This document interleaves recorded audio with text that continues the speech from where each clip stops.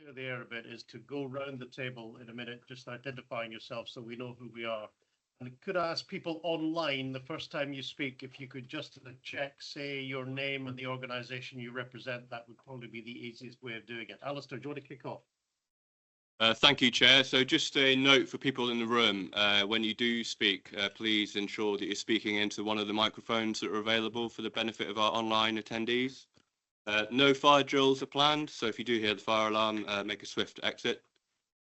So item 1 on the agenda, Chair, are apologies. We've had them from Diane Perry, Kennecan Trey and Andy Cooper, and Amir Faisal has given notice he will need to leave at 1 p.m. today. With that, Chair, on to item 2. Thank you. Thanks. Do you want to kick off identifying yourself and we'll go around the table? Of course. Thank you, Chair. So I'm Alistair McClellan. I'm BTPA Board Secretary. Charlie Doyle, Assistant Chief Constable for Public Contacts and Specialist Crime. Good morning, Ian Drummond-Smith, ACC for Network Policing. Good morning, Brian Lynch, Police Authority Member. Craig Mackey, Police Authority Member. Good morning, I'm Sian Hayward. I'm TfL's Director for Security, Policing and Enforcement. Paula Carter, Authority Member. Sarah Church, CFO at the Authority. Good morning, Jo Maguire, Managing Director at ScotRail. Jacqueline Starr, Chief Exec at Rail Delivery Group. Hugh Ind, Chief Executive, British Transport Police Authority. Ron Barclay-Smith, Chair of BTPA. Good morning, I'm Lucy Dorsey, Chief Constable. Good morning, Marie Daly, Chief Operating Officer for Transport for Wales and Chair of Women in Rail. Hello, I'm Tricia Hayes, I'm an Authority Member. Nick Hawkins, Authority Member. Ian White, Scotland Authority Member. Steph Sharp, Director of Corporate Development. Abdel Gaddafi, Authority Member. Amir Faisal, Authority Member. Morning, Benita Patel, Director of People and Culture, BTP. Good morning, Sean O'Callaghan, Assistant Chief Constable, Specialist Capabilities. Rachel Hersey, DFT, Head of Policing and Resilience. That's very difficult to say for anything. I always know there's a second bit and I forget what it is. And just as a reminder, colleagues who are online, if you identify yourself the first time you speak, that would be helpful and we can listen. So hopefully you heard us all. Right. I've had no declarations intimated to me. Is there anybody who wants to make any declaration of any conflict of interest or anything? Okay, thank you very much. The first substantive item we have this morning is the BTP medium-term financial planning. As I said at the start, we're joined by industry colleagues for this meeting, and this is an opportunity for industry colleagues to talk to us about what it is they want to see as priorities for the force and the sorts of areas we should be concentrating on in terms of the force posture on the ground. So without any further ado, I'm going to throw it open to industry colleagues, and perhaps you could enlighten us on your views and priorities. Sian, do you want to start?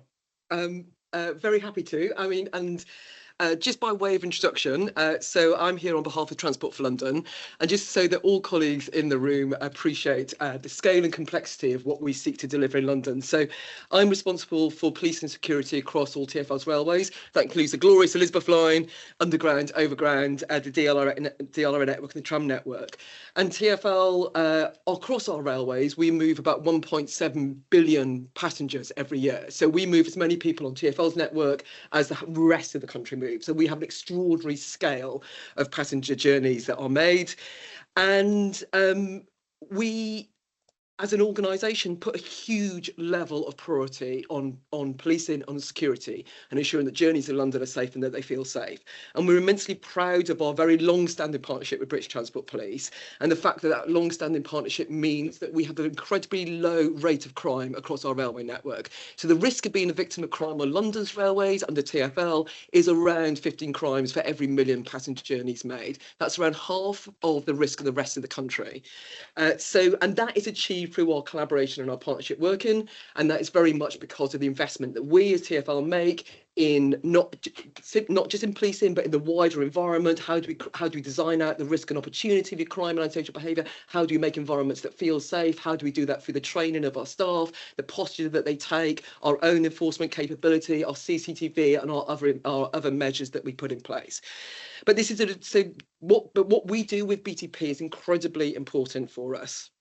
Moving into the kind of thinking about our actual TfL's current business plan in, and we are leaning into a 5-year business plan, having secured a very generous capital settlement from the government. We can really now start planning for us for the next 5 years. And I am very keen that with the authority, we look to planning timescales which are 3 to 5 years.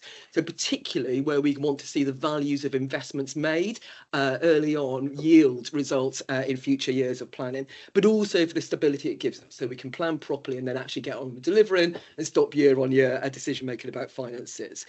But for our business planning, we are facing some really tough headwinds. So we are seeing a plateauing of passenger revenue. Apart from the Elizabeth line, we are seeing passenger numbers fall across our railways, significantly fall across our bus network. So our main source of income is stagnating. We are seeing London entering a bit of a economic downturn. We are not seeing growth in London jobs. That is going to precede what's happening in the rest of the country potentially, and does mean that we've got extraordinary pressure on our operating cost base. So that means that we are going into a business plan where we need to significantly reduce our costs as an organisation in order to be able to keep running the services that we run and to maintain those services and renew some of our assets. Our asset base is old, it's beyond aged, it's obsolete in many places, and we have extraordinary pressure, around £800 million worth of savings that we have to find to be able to continue to operate a safe and reliable network. So within that, we are looking to make some really significant investments in our business plan, which will support security. And those are investments that we will want to really discuss the opportunity to leverage that with the authority and the force. So we want to renew and expand and update our CCTV estate, and to do that in collaboration with Network Rail. We're making investments around the way that we are looking at our data and technology and modernising that, and there's huge opportunities for how we collaborate with BTPA on that. And we're also looking at how we invest in our own enforcement capability to tackle issues like fare evasion and protect our frontline colleagues from workplace violence and aggression. So that means our starting position for the authority in terms of the medium-term financial planning is that we would be looking to have to be able to afford an increase that recognises police pay, which is obviously the key driver of cost within BTP. We recognise that police pay may not be in line with CPI. We'd like it to be CPI, but we don't think it's going to be. But we would also be seeking that police pay like for like year on year, but with efficiencies and with the realisation of efficiencies from the very outset. Now, that might be the efficiencies. We say minus 2% in terms of the cost base increase, with minus 2% is the general guidelines we give. But we want the efficiencies. I think there's something about realising the existing efficiencies that comes with Force the Move and having clear transparency about what that's doing and delivering in terms of productivity and increased impact and better outcomes for victims and reduction of crime. But also we have some efficiency programs underway, which are around fleet and around estates, to really make the best use of the resources that we have collectively in London. But we do have opportunities in terms of wanting to drive further efficiencies in collaboration with the authority and the force.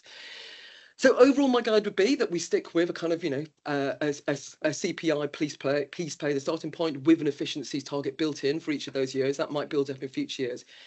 And then we look at business cases for investment. Now, there are clear cases to be made for investment, but fundamentally for the rail industry, and Jack will speak for the rest of the rail industry, and I know colleagues online will speak too, what we need is you to work with us in either increasing our revenue or reducing our costs. It's that simple. So in terms of reducing our costs, we are spending loads of money. We're spending millions of pounds every year, every day, in fact, on cleaning graffiti off our trains. So we have a fundamental policy: no train should go out with graffiti on it. We are spending millions cleaning graffiti off our trains. We could reduce our cleaning budget for graffiti through proactive, pursuit of those offenders. That could be a really real opportunity for us.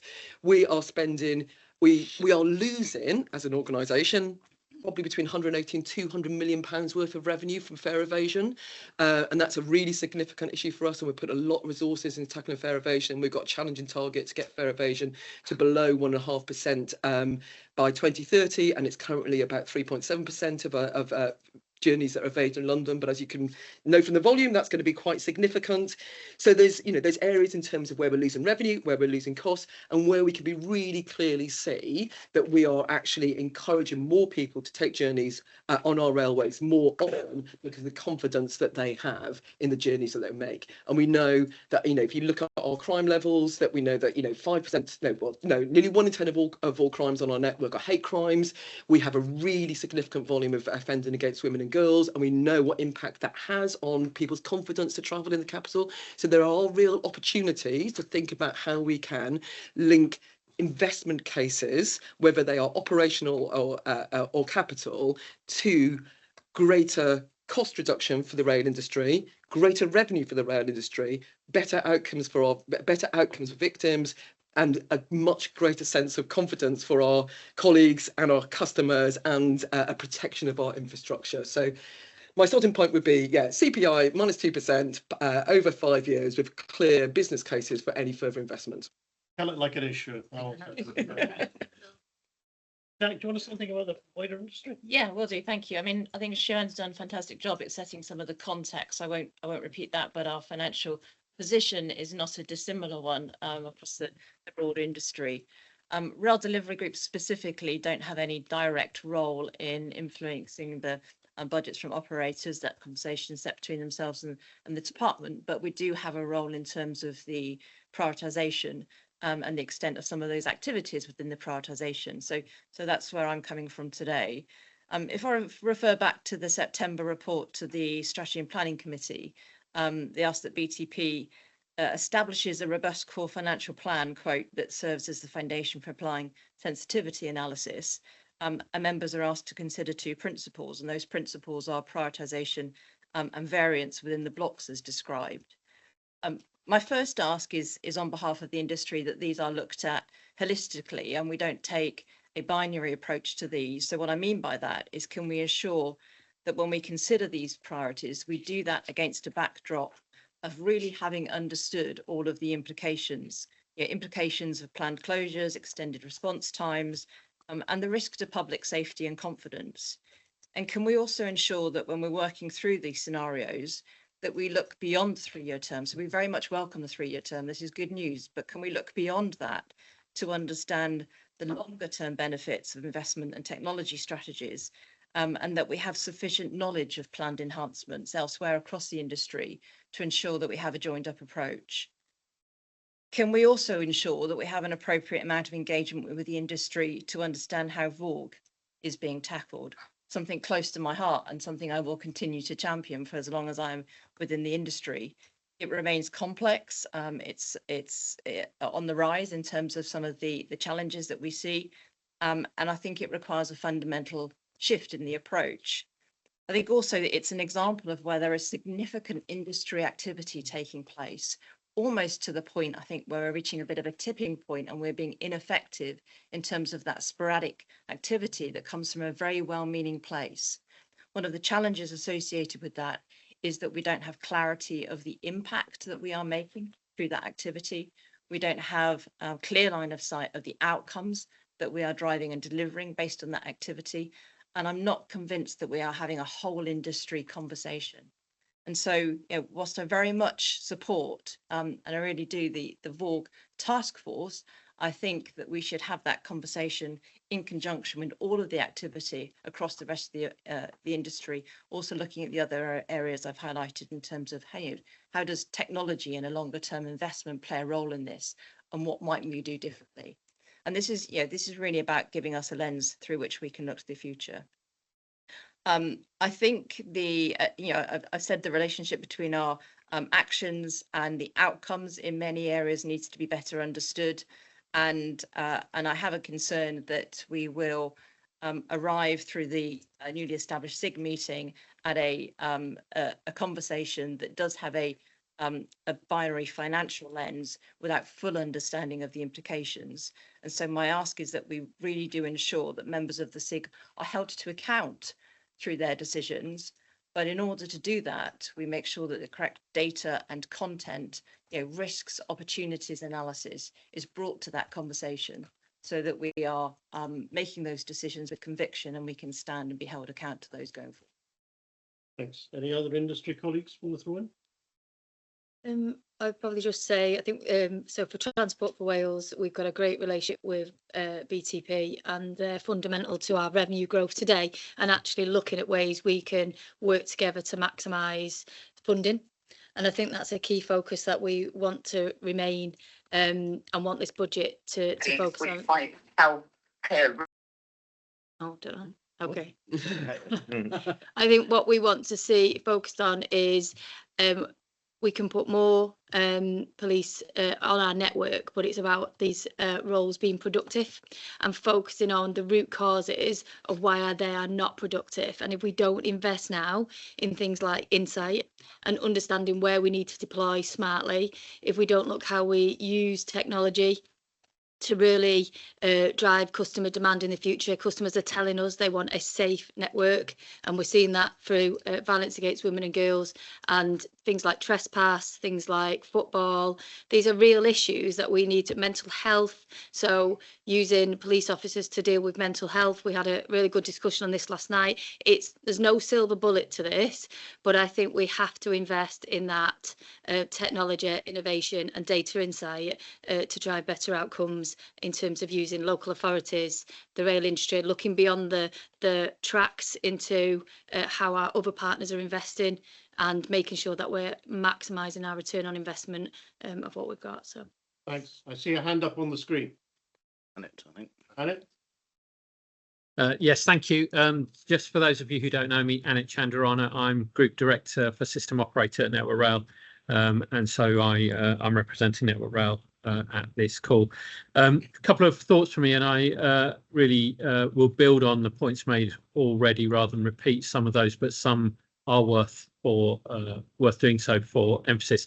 First of all, we really welcome the 3-year plan for both the cost and efficiency trajectory, because I think that gives us a better chance of getting that long-term plan and achieving some of the strong outcomes that we want over the long term. In the pack and at the previous senior influencing group, we talked about the priorities. It's Annex B in the pack, and we really support those priorities. And I think as an outcome from the previous senior influencing group, we collectively agreed that those priorities were right. Additionally, we are seeing an even closer collaboration on items. So, for example, in the next month, we are jointly holding between ourselves and BTP summit on drones about what we collectively really need to do between us and BTP to be clear about what we can do to make the best of those opportunities. And indeed, the setting up of the SIG is in itself a really good indicator of that willingness to collaborate. So I really support Jack's points around using that forum to be clear about the opportunities and choices we have around certain issues, about both where we want to meet those principles, but also the really hard discussions around how much resources will be available, and therefore the choices that creates for us, and taking those decisions jointly. That forum gives us the opportunities, and to enable that, we need to set those choices really clearly. In terms of funding, I think much like Sue outlined for TfL, we also for Network Rail have an efficiency trajectory that we are going to have to meet over our 5-year control period. That's just under £4 billion worth of efficiency that we've got to deliver. And I think at the moment, we as per the plan set out in the material for this meeting, potentially we have a difference in our efficiency trajectory compared to the efficiency trajectory that's set out in the current plan, and somehow we're going to have to reconcile that difference.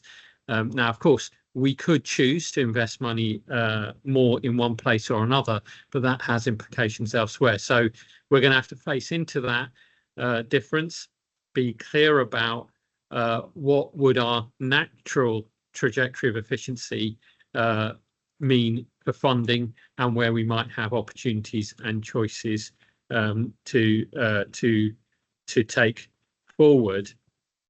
So I can see the beginnings of a really good conversation around that through the SIG. We have to stay disciplined to that and put those put those opportunities and choices, because we are in a position where our efficiency targets that we are going to require for us to deliver, and everything we want to do probably means that we are going to have to take some hard choices. And doing that collectively through the SIG will mean that we're all collectively on the hook for the decisions we make there. And it also gives us the best opportunity to agree and hold each other to account for our respective roles in making those choices deliver.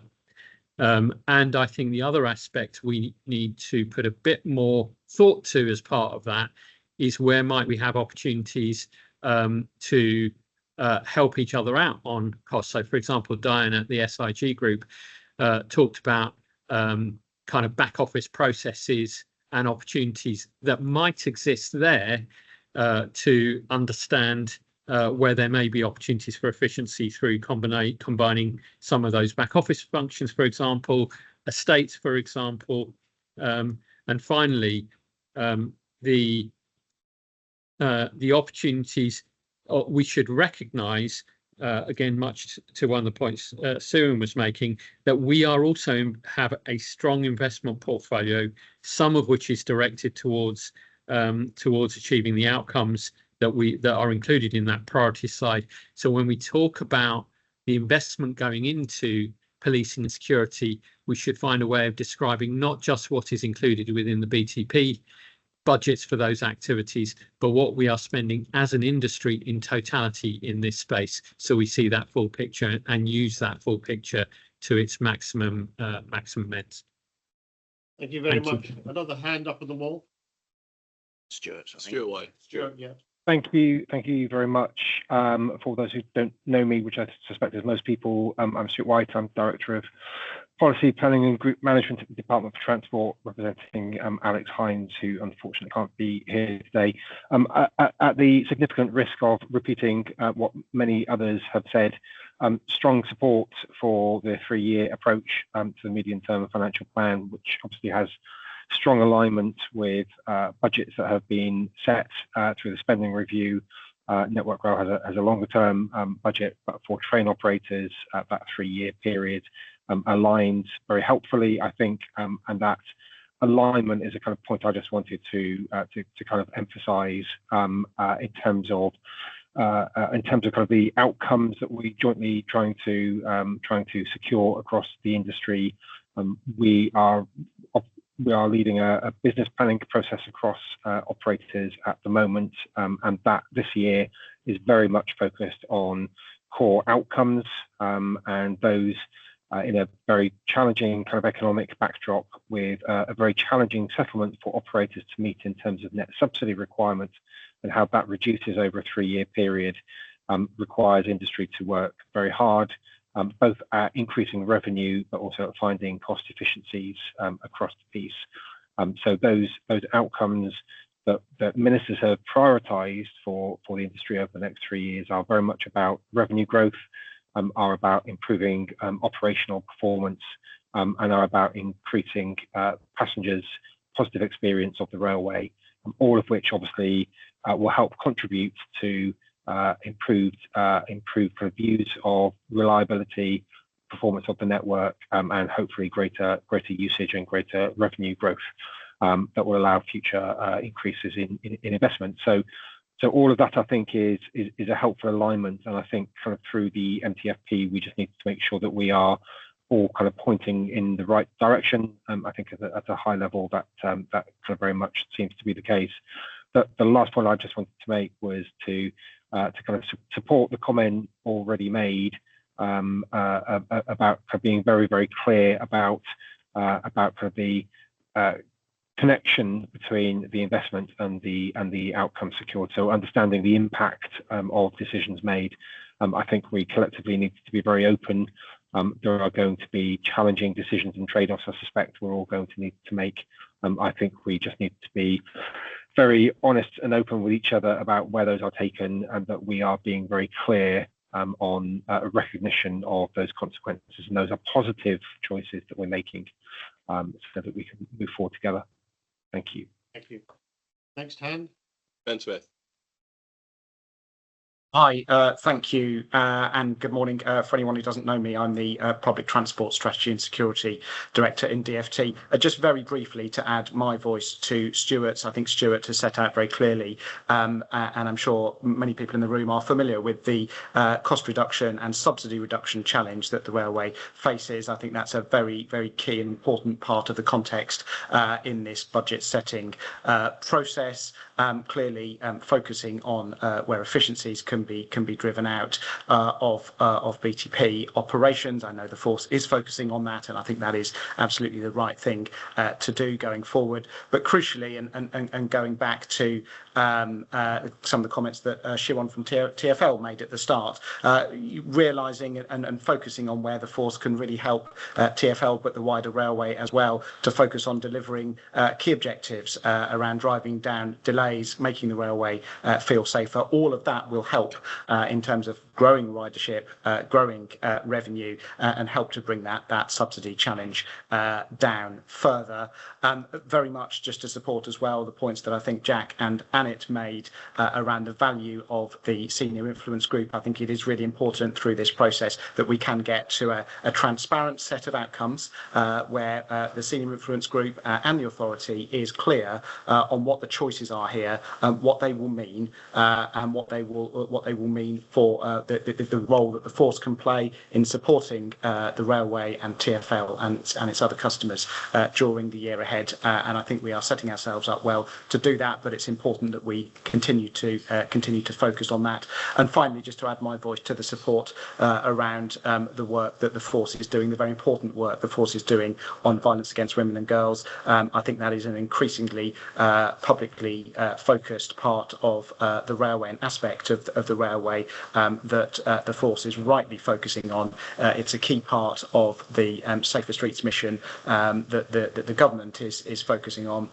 and really keen that work continues to be an important part of what the force does going into the next financial year. Thank you. Thank you. Any industry colleagues in the room want to add anything? Yeah. Morning, everyone. So Joe Maguire at ScotRail. So do appreciate the opportunity for us to come here today as an industry and speak to the authority. And I welcome, it feels like there's been a real step change over the last few months in terms of engaging and involving. So I want to recognise that. And before I forget, recognise the great work that Lucy and her team do every day to partner with us and Lorna up here in Scotland. We're really proud of our partnership and the hard work that goes on every day. And it definitely is about partnership. Unsurprisingly, the challenges facing ScotRail are pretty much the same as the rest of the industry. So we talk about revenue, the need to drive revenue, improve performance and do everything efficiently. So we all have an efficiency challenge. So I think the message here is we're all coalescing around the same challenges. What no one else has said, but what we talk about a lot in Scotland and how we become part of the broader government piece, we're in a queue for the same money here as education and healthcare. And I think we need to be hugely cognizant in how we position ourselves in that queue. Because I liken it to, do you want your children educated? Do you want your health looked after? Would you like some extra train services? And it's a difficult story to turn on its head. And I think we all need to be really cognizant of that when we're in the queue for public money. My ask of the authority is what our customers want is they want a boringly reliable, safe railway. And we need your help in delivering that, because delivering that grows our revenue, and growing our revenue makes us less reliant on the taxpayer, which means we can work more proactively with you and think about different ways in which we can fund initiatives. We really welcome the ability to plan past a 1-year horizon. Efficiency and change, we're only going to do this if we all do it together. That's the only way you change an industry like ours. There's lots of other industries that have been a lot more forward thinking, more quickly than ours. And we know the challenges that come with our industry, but we really need to get together to make the change. And the only other thing I wanted to say this morning is I absolutely welcome the industry input. But when we take decision making further, I think we need to be really cognizant that we need to hear voices coming from the bottom up as well as the top down. But again, as I say, we really welcome the opportunity as an industry to be more involved, and really thankful for the support and the hard work of officers, especially those out the front line every day. We know it's a tough gig. Okay, thank you very much for that. I'm going to throw this open now to my authority colleagues to see if they have any questions or points they wish to raise. And I will, with due regard to DFT colleagues, throw you into the mix as well. So if there's any questions come your way, I'm sure you'll be able to take them as well. So colleagues, anybody, any points or questions they'd like to put to the industry? Tricia. Thank you very much. Really great to hear all your views in very important conversation. Everybody, I think, around the table has talked about the role that safety and security play in help growing the revenue coming into the network, which is obviously a win-win for multiple objectives. Are you confident that we've got the evidence base that we need to work out how best that would make us target our investment? And if so, what do you suggest that we should do about it? Jack.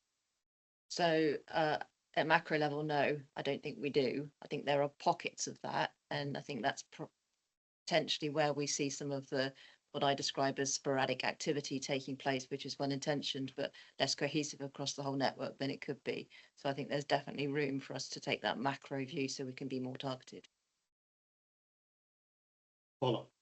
Thank you very much. It's been really helpful, I think, having industry colleagues here and some of the conversations we had last night. So I think that's Alistair signaling the microphone. Notwithstanding the fact that I don't normally need a microphone. Just listening to what we say, there's a great deal of commonality here around the need for change and the need for that change to drive the decisions we're making, but particularly the investment decisions we're making. I suppose I'd be interested in hearing from the industry as to what other support we might need, not just talking to one another, but driving change sometimes needs a kind of critical and independent external perspective. And again, I suspect that this may be something where we can join up to get that critical external perspective. On to that from the industry. Hand raised from Alec. Yeah, Alec. Yeah, thank you. I had also my hand raised for the previous one as well, so I'll cover both. So in that question on evidence, we do know, for example, that train reliability and service recovery do matter a lot to passengers.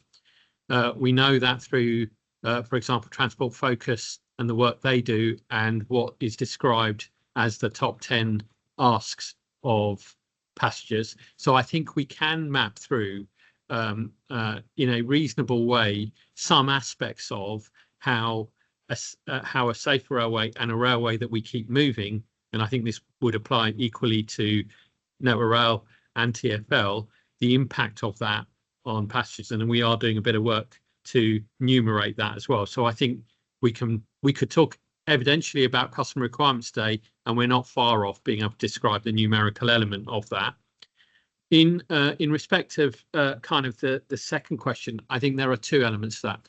Number one, which is, let's be honest with ourselves, as an industry, we have not always been the most helpful to the BTPA in having a united voice on what are the things we collectively agree on are our priorities and what are those choices and opportunities, which is why the SIG is a really good opportunity. So even before we get to kind of external independent support, we've not been of one voice collectively, and I really do think that the steps taken by Lucy to be more collaborative, by the BTPA to set up the SIG, really gives us an opportunity to have that single voice where effectively you've often heard any business talk about we have our disagreements in private, but we publicly have a common voice and a common desire, and I think the SIG can help us with that. And then I do agree that beyond that, organisations such as Transport Focus, who also in their customer surveys are very clear about customers wanting a safe railway driving forward, can also add real weight to those matters as well.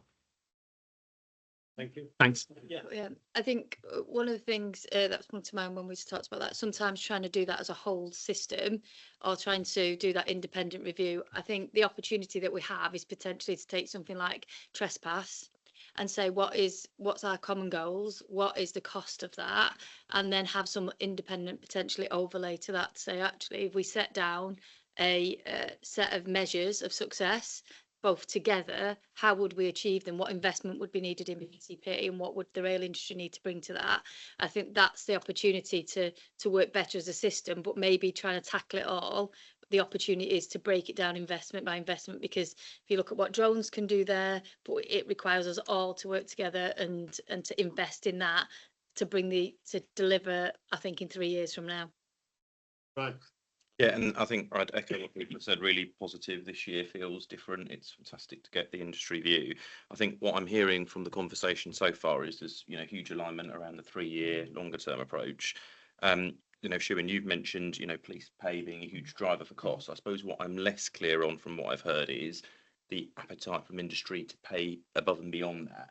And I suppose my question would be, Annette, you've made the great point that it's kind of work in progress and there are more meetings, but what do you as industry need from either the force, BTPA, to kind of help you make that decision? And some of the stuff you just mentioned there, Marie, probably is in there, but is there more that you need? Because that's the bit I suppose I'm just a tiny bit less clear on, but I'm very clear that everybody wants the long term. So I don't know if there's any thoughts on that. So and I'm sure others will want to come in on this, but yeah, I think in terms of what we need, so our starting position as TfL is that we will look to increase by police pay, but we would then want an efficiency overlay on that, and that efficiency overlay to flow through into future years as well. Any additional investment over and above the inflationary pressure from police pay is one where there has to be absolute clarity on the value and benefits. So when we talk about the value and benefits, it's can we be clear in terms of how is this going to improve our efficiency? How does this improve the forces, efficiency and productivity? How does this drive better outcomes for our customers and our colleagues, or protect our infrastructure and work towards those outcomes exactly like Marie and colleagues talking about, which is it going to improve the reliability of our railways and therefore it contribute to passenger growth? Is it going to tangibly improve and visibly improve how safe the railways be, and then contribute to passenger growth? So we need an absolute clarity and transparency in any of those business investment cases coming forward about what is going to be delivered and how that's going to be measured and how that is going to be shared with us, and the critical and constructive role that we play as the industry in ensuring the success of those business cases. Any other questions or points from my authority colleagues? Ian. Thanks. Just one thing. I was going to raise this under the minutes of the Scottish Railway Policing Committee, but I think there's an element from the more sparsely populated areas as well. Something that came across at our committee recently, at our recent meeting, was the need to balance some visibility in rural areas with the high demand areas. In Scotland, that means Central Belt, but obviously in UK terms, that's London and the South East. How do we make sure we maintain enough of a service to have a minimum, while also protecting visibility in those areas to show the relevance of BTP in those areas? So that came to an ask around the future, and putting to the authority that we need to see how the building blocks work for the operational policing model to give that assurance. But I think there's a wider thing about how does industry see that in terms of maintaining confidence in those sparser populated areas. Anybody, any other points they want to make in the discussion? Yeah, Alan. I was just going to respond to that question.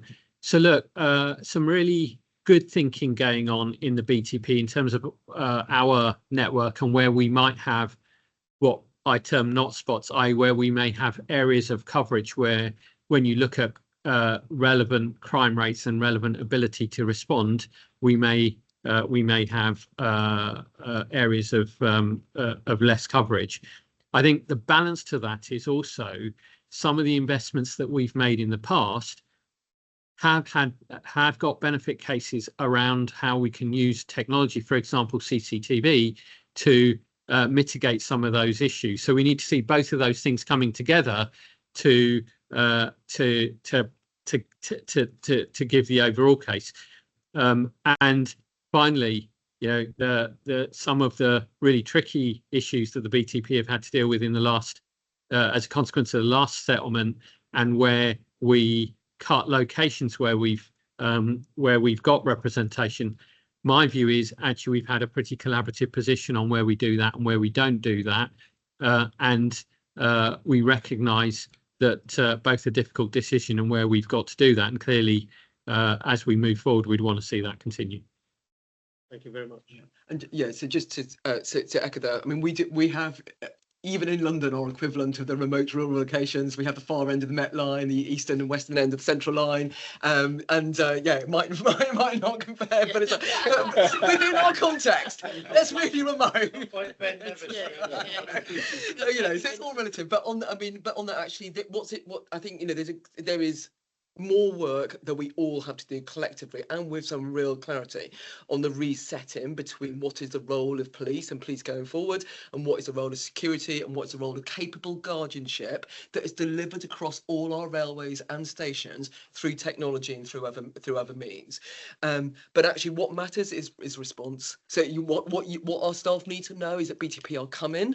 And that matters, and actually it's not necessarily, and that matters more than, if we have to make a choice between sporadic presence and response, the response is always going to work out. We can think about how we deliver presence and guardianships in other and better ways, and particularly through CTTB and other measures. But that's kind of some of the work that we're really thinking about, and I've got to call out Ian's work here in terms of really thinking about how we get roles, responsibilities and clarity about what's delivered, what is the role for police, what is the role for wider security, what is the role for the other signals that create an environment that makes a place feel safe.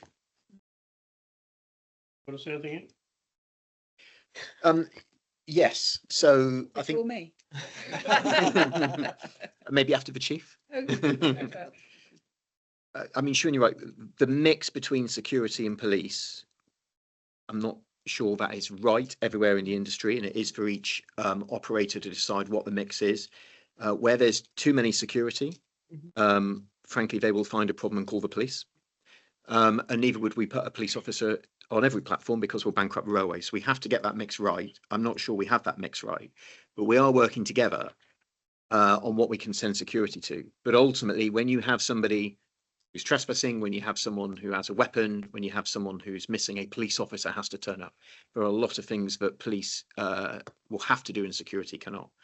And as we've seen the railway grow over the last 15 years, so compared to 2010, 0.9 billion more passenger journeys now.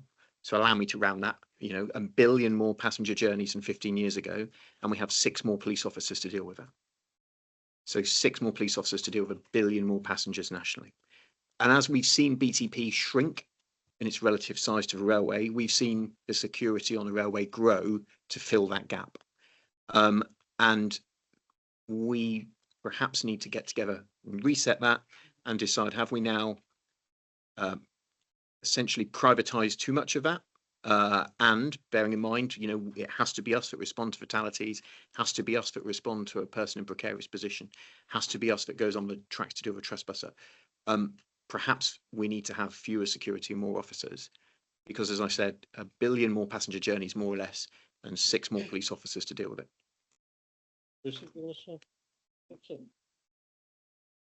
It just sparked, I think, maybe a wider industry piece that I think we just need to think differently as well. So I think there's not one solution to this. And if I think about a business case that we recently looked at from BTP, why did I choose to invest more in security?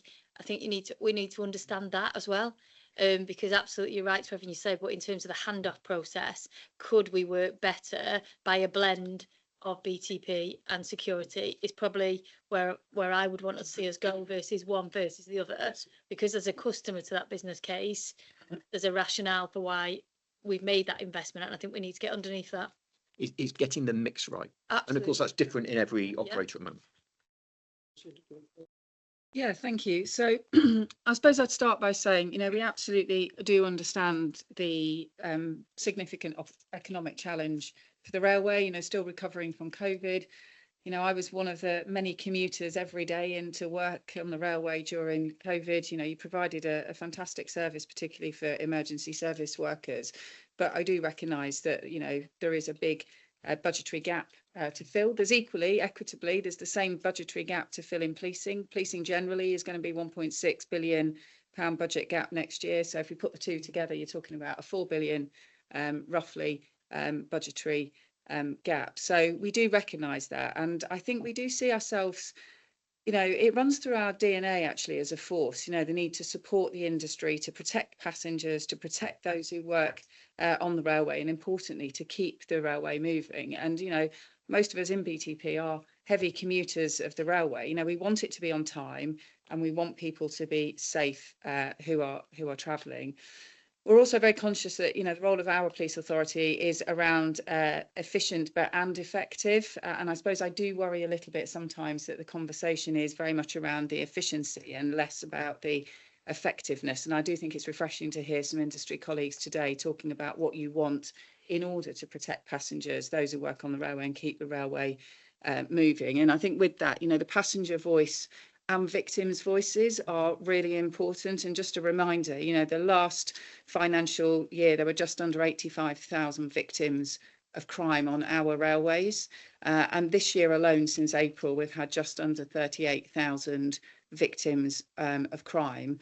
And last year we had 250,000 texts which were from the public, from our passengers asking for some form of assistance, whether that's a perception of vulnerability or whether that is actually a crime taking place. And I think we like all of you want to make sure that that number diminishes. I think there's been the need to do things differently, collectively and collegiately is really important. So we definitely recognise the value of that. And I have been saying for a long time, you know, an estimated cost of £1 billion a year spent on security. Personally, I don't think we're getting the return on investment for that investment that's being made when you look at those crime trajectories. You know, this year alone, with that amount of investment, we are seeing a 5% rise in crime, and the disruption levels are still nowhere near where we would want them to be in terms of realising greater passenger confidence. So we have been working towards, you know, we had a commissioning brief from the authority. So we have been working towards that in terms of setting out what we think within that commissioning brief is the right way in order to cut the cloth accordingly. So to do those three things in terms of protecting passengers. Also, you know, we have a very loud voice with your industry colleagues, which is really important. We want them to feel safe to come to work. You know, nobody should come to work to be assaulted or abused. So I do think we do need some collaboration. I do have a note of caution that technology today isn't going to save today's problems. I think, you know, actually, Craig, when we were in the Met, we did a piece of work that looked at CCTV. It doesn't necessarily academically realise to say that the presence of CCTV leads to the absence of crime. There is no academic research to show that. We're often looking at CCTV where the suspects know there's CCTV there. They've put lots of countermeasures in place and they continue to commit criminality. So CCTV is just one factor of a greater system. And I think the presence of security, whether that's BTP or security, is we need to look at. I think the biggest prize for industry out of that billion is to say that we can do it better for 20% cheaper, for example. And at the moment, I think that's going to take us a few years to get there. But I do think GBR presents an enormous opportunity for us to look at that collaboration. You know, at the moment, you know, you can present yourself to a PCSO or a police officer. You know, they're a vetted member of staff. They've got powers. Or in some places, you're presenting yourself to a relatively unvetted security staff, and you may well have been the victim of a sexual assault. So I think we've got to, personally, I think over the next few years, there is an advantage to tidy that up significantly. As Ian talked about, I think the growth in passenger journeys, it's a great figure to hear, but actually, you know, the number of BTP officers has remained largely unchanged over the last 15 years. I think from my perspective, we don't need to be politicised into a numbers game in terms of the number of police officers. We need to look at the totality of the investment in security. And I have got a few figures here just to give you some of the work that we're taking. You know, Steph's doing a lot of work with the team to look at the value so that we can present that at the December board. So, you know, that will bring into consideration some of your views. So if we focus on disruption alone, our economist, who was originally, I think, from the DFT, so works with DFT colleagues as well. So for every £1 spent on BTP, it generates £2.34 in value for the railway and 21.47 for society using this sort of government methodology. So I think that does show quite a good return on investment. And last year we saved the railway 710.8 million in reduced Schedule 8 payments. And that is the point that I think colleagues were making about we need a response. We need you to get there and we need you to release the railway. And the greatest comparator I would say is if you look at the sort of commercial way that BTP deals with disruption, the sensitivity that it gives to the deceased and the deceased family where it's a fatality, and the fact that we have a 90-minute target to recover the railway, if you compare that to an accident on the motorway, on the M6, it's hugely different. So the benefit of having a specialist police force, I mean, you know, we are your police force. We want the best for the industry. And we know that with drones, again, for every £1, the business case showed us for every £1 invested in drones, that was a £17 in value for benefit for the rail industry. £45 roughly for the UK based on all of those statistics. So, you know, we certainly, I hope you don't think we're just sort of like thinking, oh, this is what we want. We are very, very cognizant of the need to demonstrate what the value would be. And this year, as a result of the impact of last year's settlement, you know, we have had to remove 522 posts have been deleted from BTP. So they are posts, they're not necessarily all people, but that was the structure of BTP in order to deliver an effective police force. We hadn't got the money for that, so we've had to reshape the structure of the organisation within the budget envelope that we've got. And we know from, again, the government's rule-based that that's approximately a £33 million monetisable non-cash releasing efficiency. So again, hopefully that reassures you of some of the focus to be efficient whilst also making choices to make sure that we are as effective as we possibly can be to the railway. So we do feel very much that taking all that into account, wanting to help you to build the sort of ridership across the railway, make sure that there are fewer victims. I mean, I get a lot of questions from industry, as do my senior colleagues here. If we have a disruption to the railway, we have an awful lot of questions.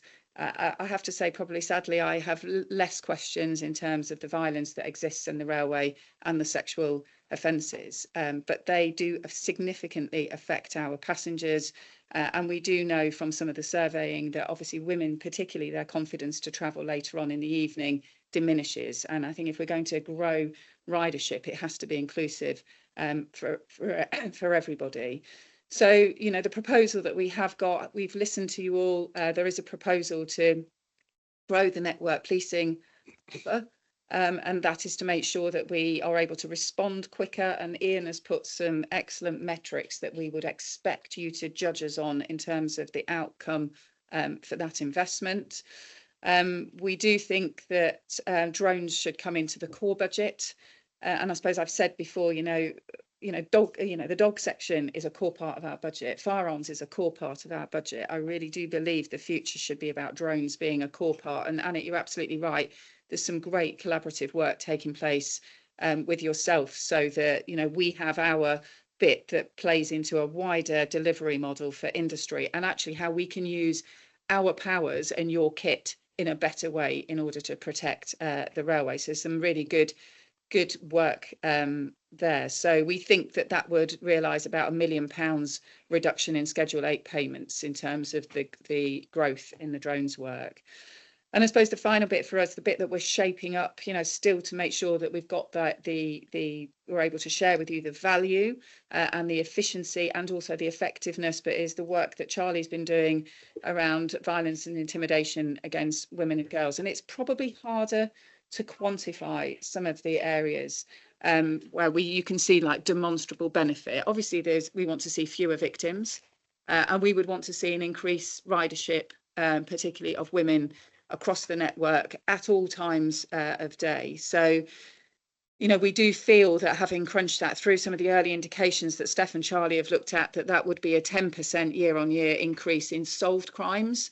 You know, we've got some fantastic, you know, we punch way above our weight in terms of the return on investment at the moment for victims of crime in terms of our solved rate. It's good, but it's nowhere near as good as it needs to be. And, you know, we're often, if not the top, in the top 5 when we benchmark ourselves against policing. But certainly I still don't feel that that is good enough for victims of crime. So we think we certainly would want to see an increase in the number of crimes that we solve. And that is a great deterrent to stop predatory sex offenders coming to the industry, to the railway to commit their crimes.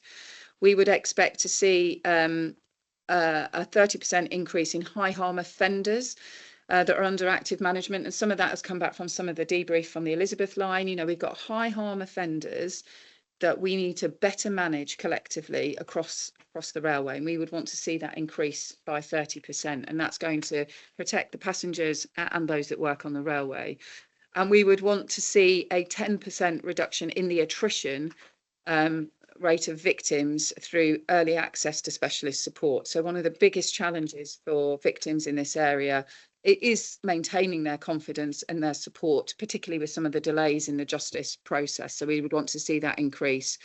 And we would want to see an increase, and this is a tricky one to always say, but more confidence, we therefore would expect to see more people coming forward to report this unacceptable, unlawful behaviour that is existing every day.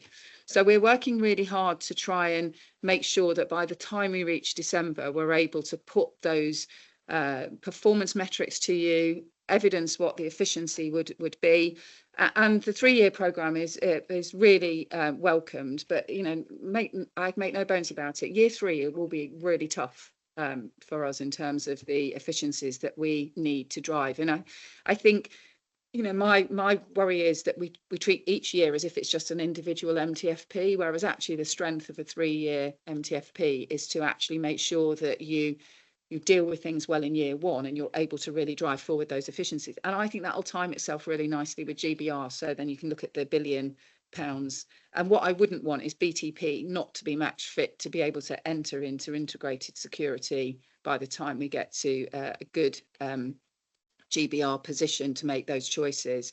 So we do think that we, you know, with the commissioning note that we had from the authority, we feel that we've made the maths stack up, and we've made some really tough choices as a COG team. I do think we are on the absolute cusp of my tolerance as your Chief Constable for risk. And at the end of the day, you know, we are in the business of, you know, dealing with fatalities, dealing with victims of crime, serious crime, and we do need to make sure that we can provide an effective service, and I would just encourage us to really think about that in terms of the choices that we're making. But summarise, I think we had a conversation as COG team today. You know, we are really excited to be having a 3-year settlement because the rest of policing doesn't have that, and we think it's a great opportunity for us. And the only thing we just want to make sure is included is that victim and passenger voice as we're going on the next sort of 6 to 8 weeks. Okay. I'm conscious of time, colleagues, but I want to say a number of points just to close this one down. First of all, I'm really grateful, my authority colleagues are grateful to industry to coming along today and telling us like it is in their priorities and issues for them. And I want that dialogue to continue, and that's very helpful for us. I also want to encourage the continued work through the SIG, because I think that's got a pivotal role to play in settlement and priorities for the force over the next 3 years.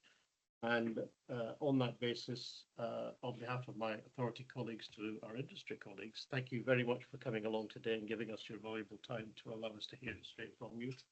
And I think the time spent was extremely helpful, so I did let it run on. However, that does squeeze the rest of the agenda a bit. So we'll crack on at a reasonable pace. I don't want to stop people having the opportunity to speak about issues, but we'll just try and keep it under control and keep it tight. So, without any further ado, let's move on. Item 4, the Secretary of State's priorities for the BTPA. I think you've all seen the letter that Secretary of State wrote to me in terms of what she sees as her priorities in important areas. Anything we need to do in terms of that? I was going to introduce this section a little bit. Okay with you, Ron. So, so the letter from the Secretary of State to Ron is an important document, as I hope you'll agree. We felt it was a chance, important that you have a chance to discuss it collectively as we try and progress the asks that she put in that letter.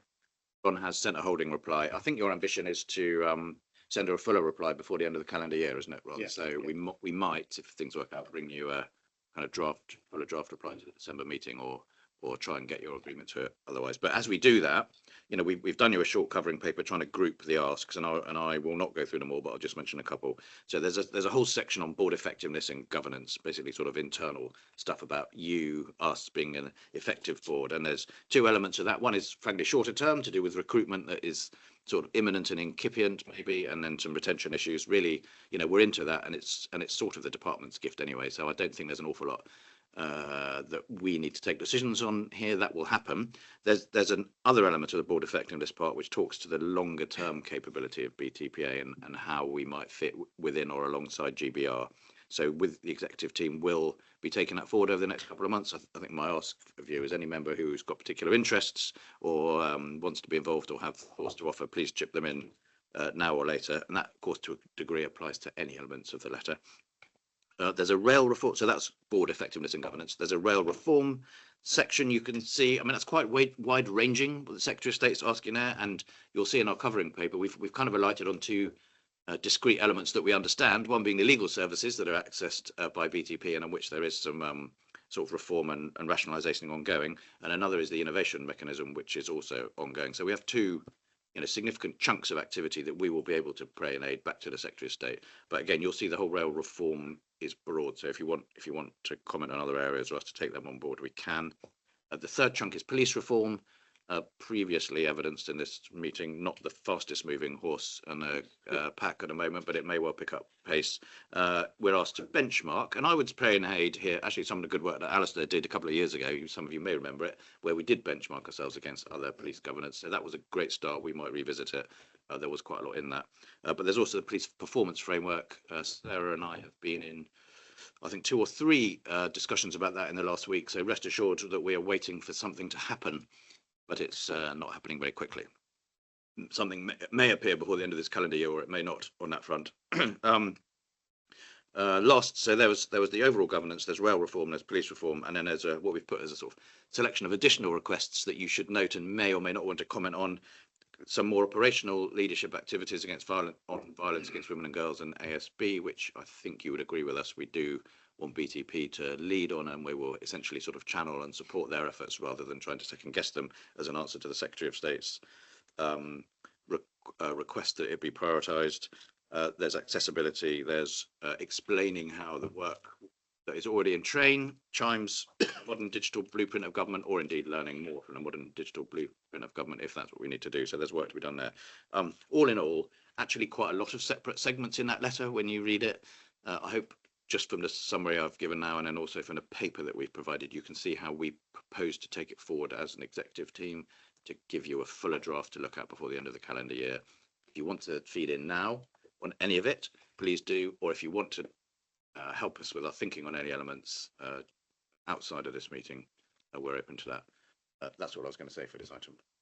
I'll throw it open. Does anybody have any points they want to make in respect of the letter? Because we'll have to give a comprehensive reply before Christmas, as Hugh has intimated. And I think a number of points, just setting the scene in terms of our future relationship with the department, in terms of our priorities as alongside their priorities. So, Amir, you've got your hand up. Yeah, I did. So just on the additional request, on point 14, we talk about modern digital footprint, talk about working AI, data action plans, innovation mechanisms.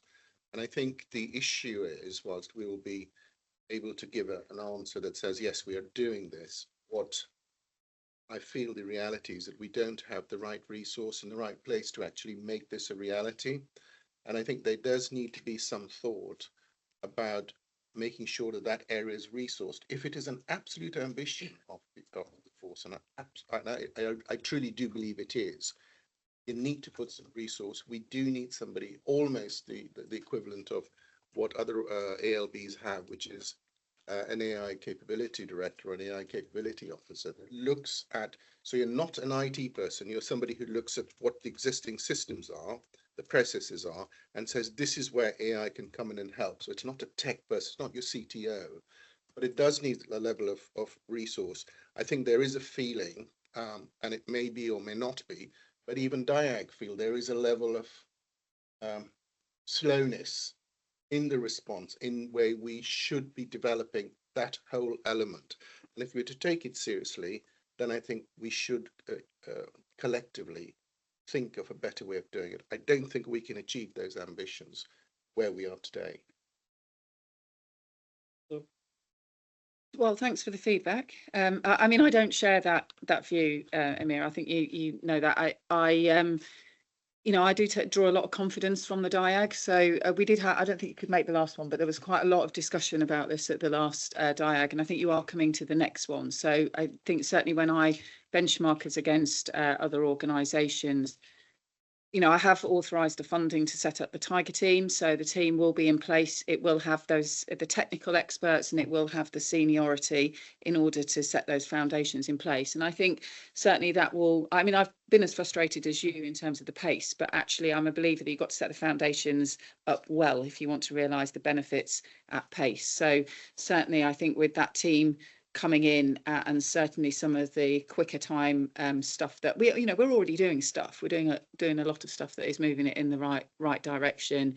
And then I think certainly as we probably approach sort of Easter time, a bit of a foot on the ball, and at the authority meeting near there, we can actually probably give people a bit of a clearer overview of the progress that we're making. And I do think in terms of value for money, this is the best way to deliver the programme. And we have got some great experts in BTP. I mean, we've been seconding one to the College of Policing for them to deliver some of the stuff there.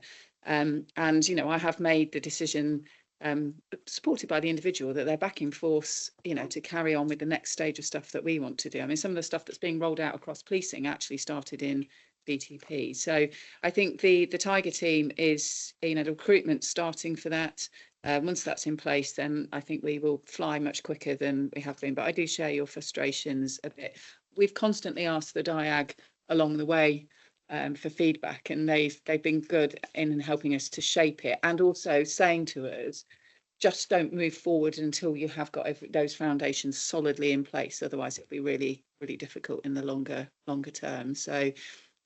But we'll keep, you know, mind your feedback and make sure that we're testing ourselves. And certainly Easter time will be a natural time. We'll have had the team in place by then, and we'll be able to share the sort of progress that we're making. And then I think that's at the point that you'll start to see some of the requests for investments. Once we've done the pilots, then we'll start to push forward with the business cases on the ones that work, and then we'll stop the ones that we know aren't going to give the value that we want.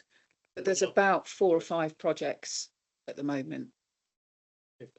Just on point 15, reflecting on the conversation we've just had, I think there's a really useful opportunity there for us to signal back to the Secretary of State, you know, the progress we've made, but where we see the senior influence group going, because I thought it was a really interesting coalescence around the idea that this would be building joint business plans. BTPA doesn't have the capability. Steph is going flat out doing the detailed work in the medium-term financial plan. So I think we need to plant the idea that we're looking at this progressing into something that can bring those joint business plans with joint agreed KPIs and drive them in a kind of cross-industry, cross-BTP way. So I think there's a little opportunity there for us to mark her card on that front. Okay. Fisher, then Nick. So thanks, really helpful paper, Hugh. And I think it is actually super helpful to have these expectations from Secretary of State set out so comprehensively. But I do sort of slightly share the concern that I think the paper hints at, that it adds up to a pretty substantial change programme for the authority, as opposed to for the force. And I think probably that would suggest that there are 2 things that we might want to think about. The first is that when we move from the initial response into the more specific decision making and the action planning, we are really conscious about the interdependencies in the asks of us and other things that are going on out there, specifically rail reform or wider police reform. So if there are things that make sense to do first because they're needed to feed those processes, then we should think about that in deciding the sequencing that we put on the activities. The second thing is, I think, I'm not totally sure how members can best help with this. It doesn't seem obvious to me that the committee structure as we've got right now is the best kind of machine to help support you and your small team on this kind of change program. So we might want to think of a little bit of bespoke governance, which would allow kind of members to be a bit more agile, working with the team to support this on a bit more regularly than a quarterly cycle. Thanks. Nick? I think it's a well-written paper, Hugh, but I think we should be pushing back on police reform. The ask from the Secretary of State encourages us to consider how police reform measures could benefit BTP. My question would be, what police reform measures? Because, you know, it seems to me that not for the first time, there's a lot of talk about police reform, which adds up to very little. The presentation we had 2 authority meetings ago was so underwhelming, I've forgotten it. You know, there's nothing radical going on that I'm aware of.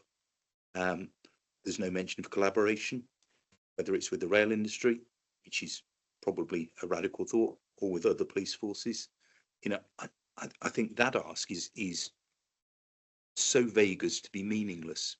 And you know, can we go back and ask for clarity? What do they mean by that? Are they talking about should we have a police and crime commissioner for the railway rather than a police authority? Should we be a committee? That to me is tinkering around the edges. It's not addressing the fundamentals. So I think that bit is particularly unhelpful. My concern is that the Home Office, just to answer that from the APCC side, is that the concern, police and crime commissioners have this concern as well, is that it's moving from reform to control. And there's an increasing centralisation of the Home Office. How that's going to manifest itself in practical terms and how that's going to affect anything in terms of policing reform as we might understand it is still a moot point, I genuinely think. Yeah. Yeah, Ron, it was related to that, and on the police reform section, I mean, I suppose it comes from, Hugh, what you've put there as a discussion point about Home Office performance regime. I don't see anything wrong in principle, but I suppose I would say let's not forget other things that we need to look at as well. And remember, we have to remember there are also devolved elements to consider in doing that. So I would very much support, in light of that, looking back at the benchmarking and the work Alistair did previously and refreshing that. Abdul. In relation to 12, about the Secretary of State asking for a focus on violence against women and girls and antisocial behaviour, I know it's been a focus for BTP for some time, but we're still at a point where I think it's 11–12%. So what more, you know, can BTP do to get that figure to improve? But then what is the Secretary of State looking? Is she looking for a substantial increase in resolution and charge rates, or ensuring that, you know, women and vulnerable people can access the railway getting from point A to B safely? And I think it's maybe trying to tease that out a bit more, because there's not that KPI or statistic to say what that improvement should be.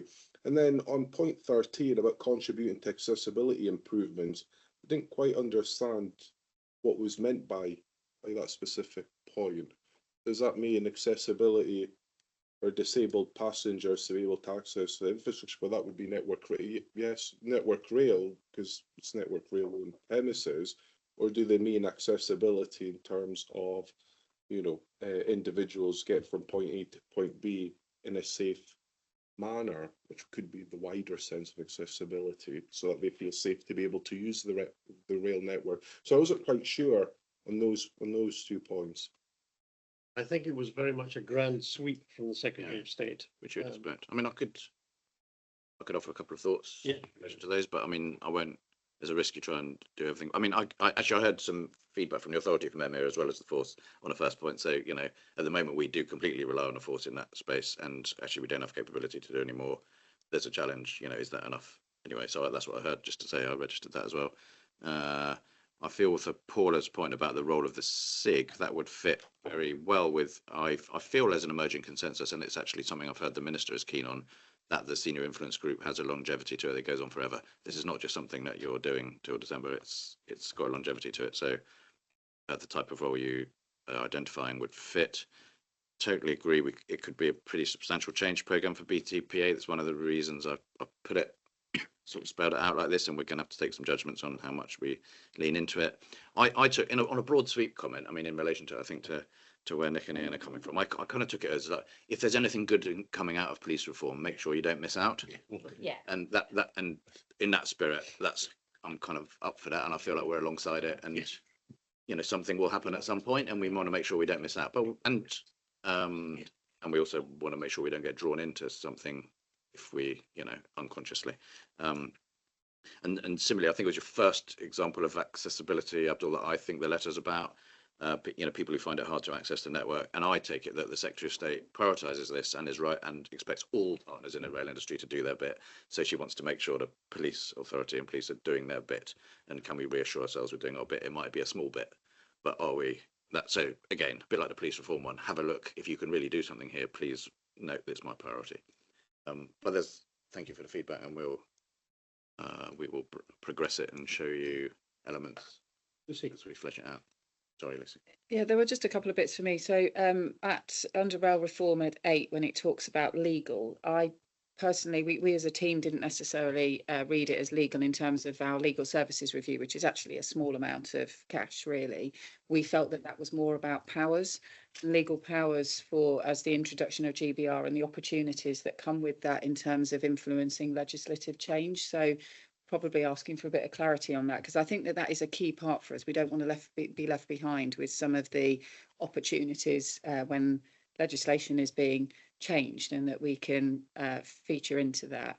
And then I think as a team we felt it's a little bit light on the whole integrated security, which you would think in many respects that if we're visionary for the future based on the conversation that we've just had, what do we want to be match fit for in 3 years' time, which is probably going to, one would assume that the railway within the next sort of 5 to 10 years will look very different in terms of how it's providing security. So we felt that from a rail reform perspective, that probably we could ask for some clarity for that to be included. Okay. Just to go through the timetable, this was a letter to me, to the authority essentially, and we will respond fully before Christmas.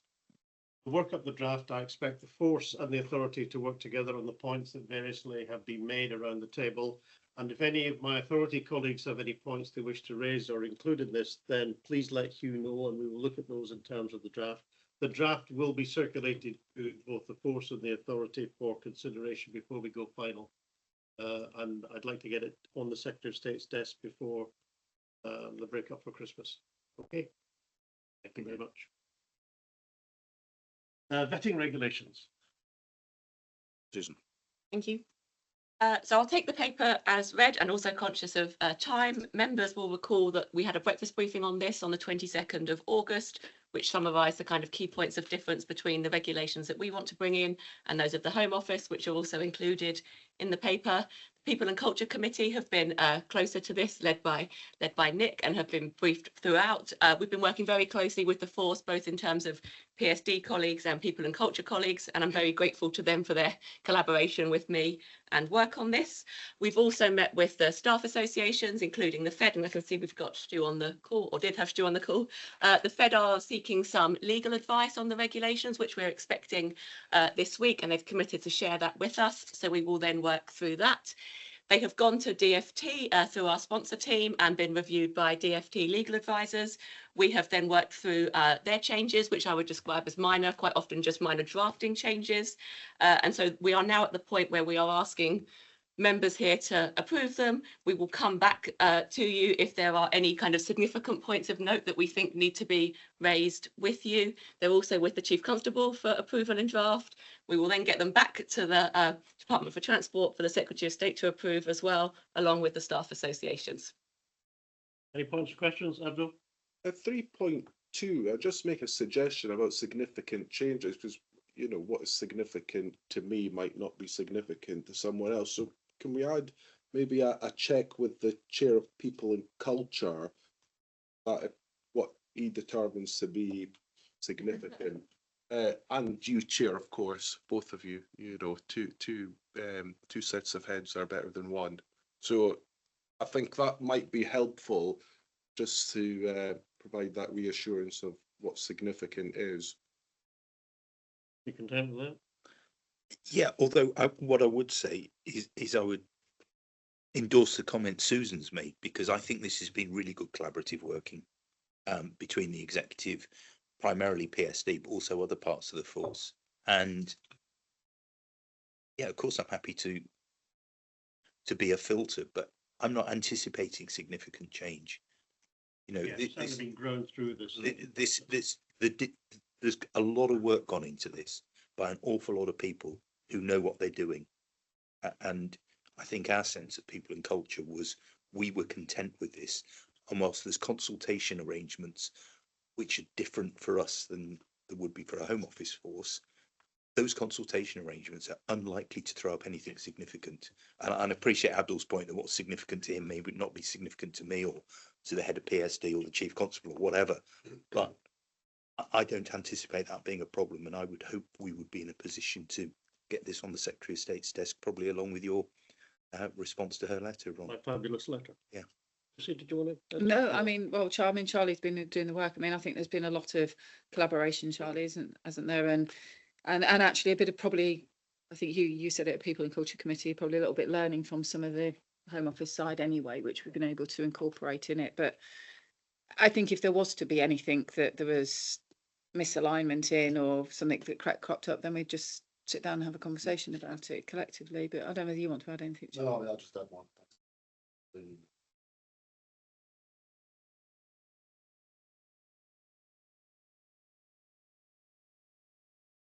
I think I'd put it then to colleagues that we're content to approve these regulations, and you know, a lot of high-priced help around the table. If anything significant does occur, it can be brought back to the authority if that's required. Otherwise, we can take it as read, and anything minor we can allow to run through.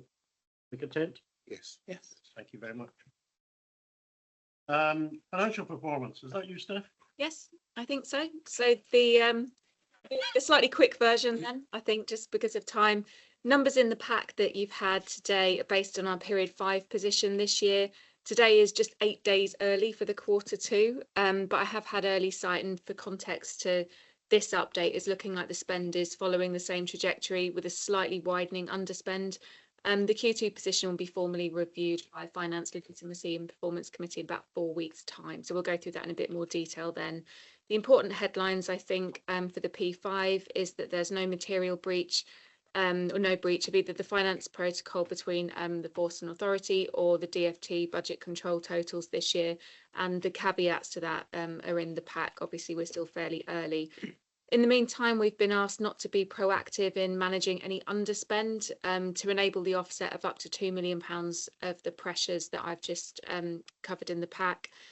The current financial position and controls we have on pay and non-pay spending should allow us to deliver much of that offset. At P5, the forecast is still based on Q1, but it's updated for the risks and opportunities that have emerged. And the reported position is a surplus of just £500,000 of the 418.5 base budget for this year.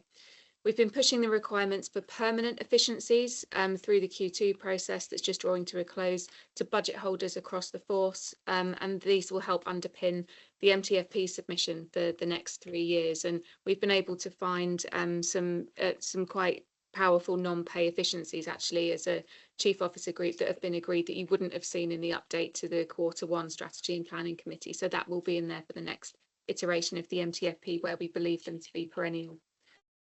So currently we're forecasting a small overspend on pay, and that's a result of the 24-25 budget settlement and the fact we've started the financial year with 52 more people than we could afford.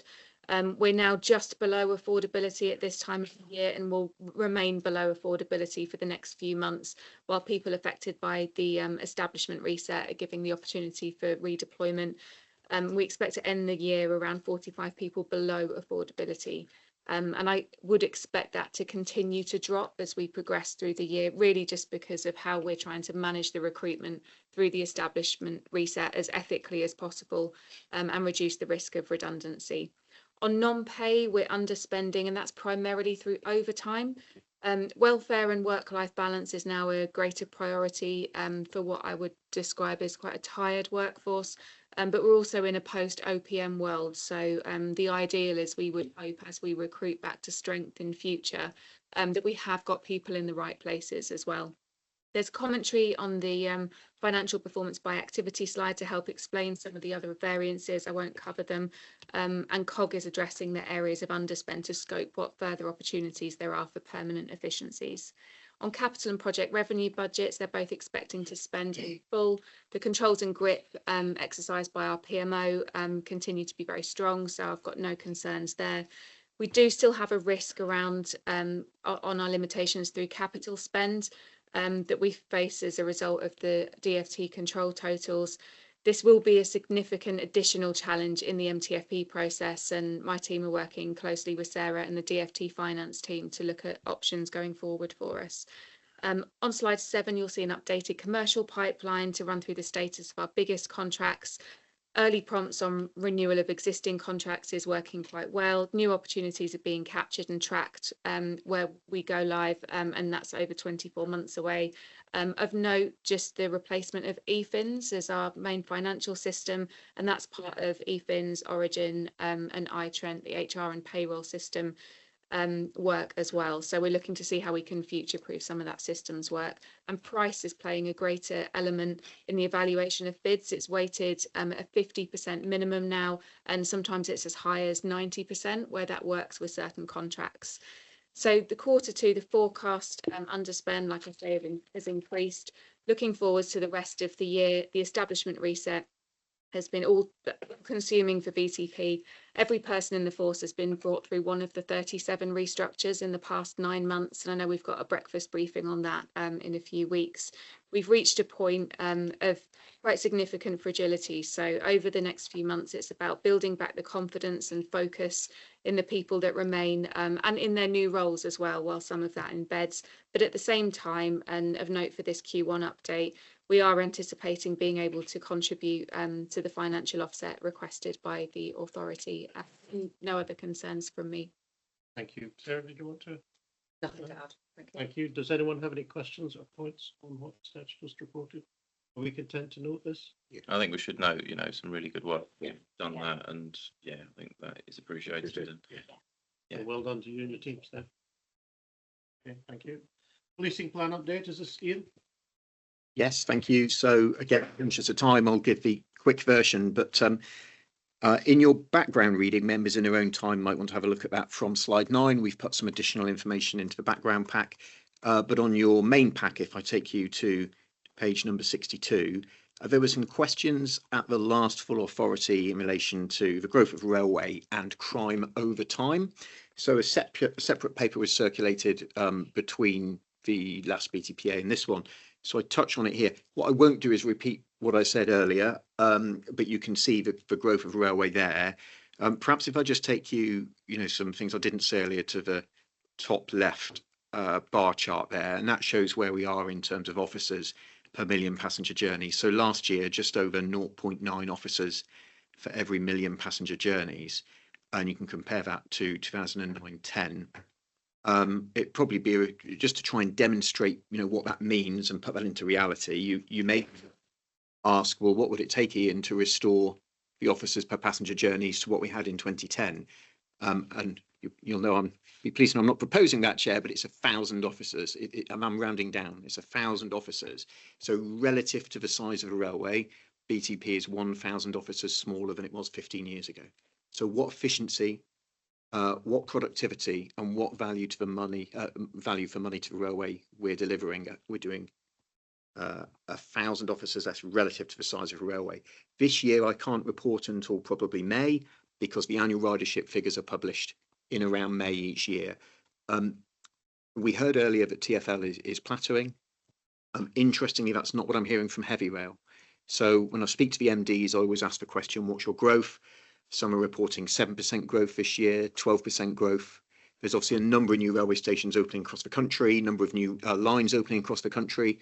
And yesterday I was speaking with the managing director of one of the open access operators, who over the next 2 years is opening a number of new services between Scotland, Wales and London. And we're talking probably in excess, put them all together, around 20 additional round trips a day. So the railway continues to grow.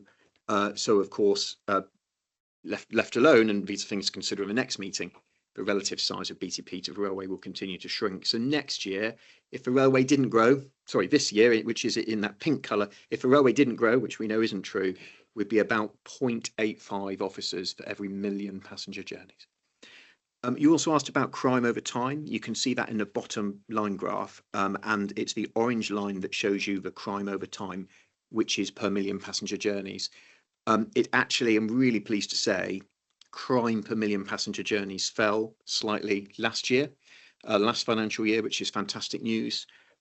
So far this year, as you'll see, crime is up, and actually I think I'm projecting that crime per 1 million passenger journeys will rise this year. Perhaps not surprising, of course, because as you can see, we've got less officers in the top left bar chart. We are getting smaller, so we might expect that crime to rise as the railway grows. Just for members' information, in the background pack, I've put the same graph for England and Wales, so you can see the crime across the country, how that compares to BTP, and frankly, it's on a similar trajectory of going down until about 2015 across the country, and then crime starts to rise after 2015. So I'll just, as I said, I'll take this as read given the time, but a few key things I'll point out. So firstly, overall crime this year so far is up by 8%. And of course, that would reflect the growth of the railway. There is some good news, however. So line of route crime is down by 23%. Theft of cable and plant from the railway, which you know is vital to keep the railway running, so that's down 14%. Theft of passenger property and shoplifting down around 8% each. And police-related disruption year to date, which as you know is measured in minutes, that's down by 1%. Now, robbery is up, which is a concern to us and a thing which we're seeing right across the country, and of course with comparable forces. And I'll touch on some of the work we're doing there in a moment. And although sexual offences are up overall, I am pleased to say sexual assault against both males and females are down. So members might think, well, what sexual crimes are up? And essentially it's those which aren't sexual assault, voyeurism, outraging public decency, so it could be sexual activity on a train, upskirting. It is those offences which we're seeing a rise in and working hard to tackle. We're working very hard on our open crime levels, but obviously this is a snapshot in time, but we have about 11,000 open investigations currently, and we're driving that down because we know we want to deal with those as quickly as we can for the victims and then deliver justice. So I'll just very quickly touch in relation to the robberies. Now, in the pack and also in the additional information, I've put in there quite a lot of information around our tactical approach to robbery, which I'll allow members to read. I've specifically removed dates from the supporting pack. You'll understand why, but there's some information there. But so far this year to date, from the 1st of April, we've made 204 arrests for robbery. About 60 more arrests for robbery than we had this time last year. So working incredibly hard on that crime type. And indeed for sexual offences, you'd also see that we've made 402 arrests for sexual offences since the 1st of April, and that is 86 higher than this time last year. So a huge amount of good work going on there. I'm hoping that I'll take the rest as read given the time we've got, but obviously happy to take any questions. Any questions or points, Abdul? Just 2 points. So frequently, as I'm reading, whether it's the Guardian or the Times or the Telegraph or whatever paper, the general theme is around pickpocketing on the tubes. You know, there was an article in the Times where a reporter, I think, was approached by a gentleman, and he wouldn't leave until she gave him the money in her purse. And it just seems to be a constant publicity from the papers, which, you know, and I know the statistics, etc., but if, you know, as a general member of the public was reading the nature of the stories on such a frequent basis, it would give them, I think, the reasonable viewpoint that they might be concerned to travel, especially on the tube and parts of the rail network. Notwithstanding the fact that in London you have millions of people using the tube and the volume, but people don't I think, do that comparison. So I don't know what wider work there is to demonstrate to both the public and the media of the great work that BTP are doing in these areas to try and allay some of the fears that people may reasonably have. Yeah, thanks, Abdul. It's a good question. I mean, I just point out that theft of passenger property is down by 8%. However, of course, that's little consolation if you're a victim of that. So, you know, one theft is one theft too many.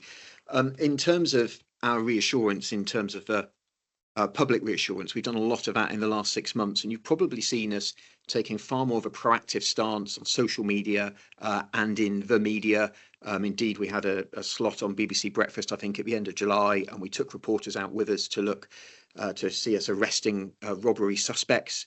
The difference between a theft and a robbery is often on a knife edge, and the circumstance you described earlier with that threat of violence would be on the robbery side rather than the theft side. So in terms of those robbery arrests we've made, we've also seen that in printed media, as I say, and also on the telly, out on our YouTube channel as well, and pushed out through social media. So we're taking a really proactive stance to try and reassure the public. But of course, we know from our survey of the public that 10% of people who use railway are nervous to use railway. And that's why it's so important that we have good visibility of BTP. And as we heard earlier, getting that balance between having visibility in more rural areas versus those urban areas. Part of that, getting that visibility better, is part of that network policing block in the MTFP. Just a couple of things in relation to that when I can, though. I mean, the railway industry, we've just completed our rail staff survey, a bit of a highlight because it will be published and come to members in the next few days. But we had over 2,000 responses from rail staff. So 93% of rail staff said that BTP didn't have enough police officers. 67% of them, this is railway staff, not us, 67% said we didn't have resources to keep railway safe, and 59% said BTP were not available when needed. So again, you know, these are things we take really seriously.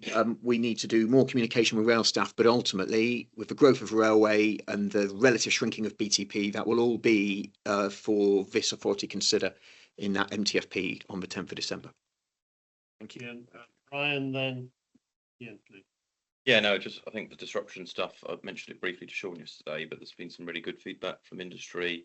You know, a couple of really senior people, I think it's gone right to Andrew, have noticed that incident, you know, we had at Clapham Junction, you know, getting 8-week custodial sentence for trespass, really, really positive. And I hope that's morale boosting to your officers, but also no doubt, I know you've talked previously around the work you're doing with the courts, and you'd like to think that some of that is taking things. So that's hugely positive.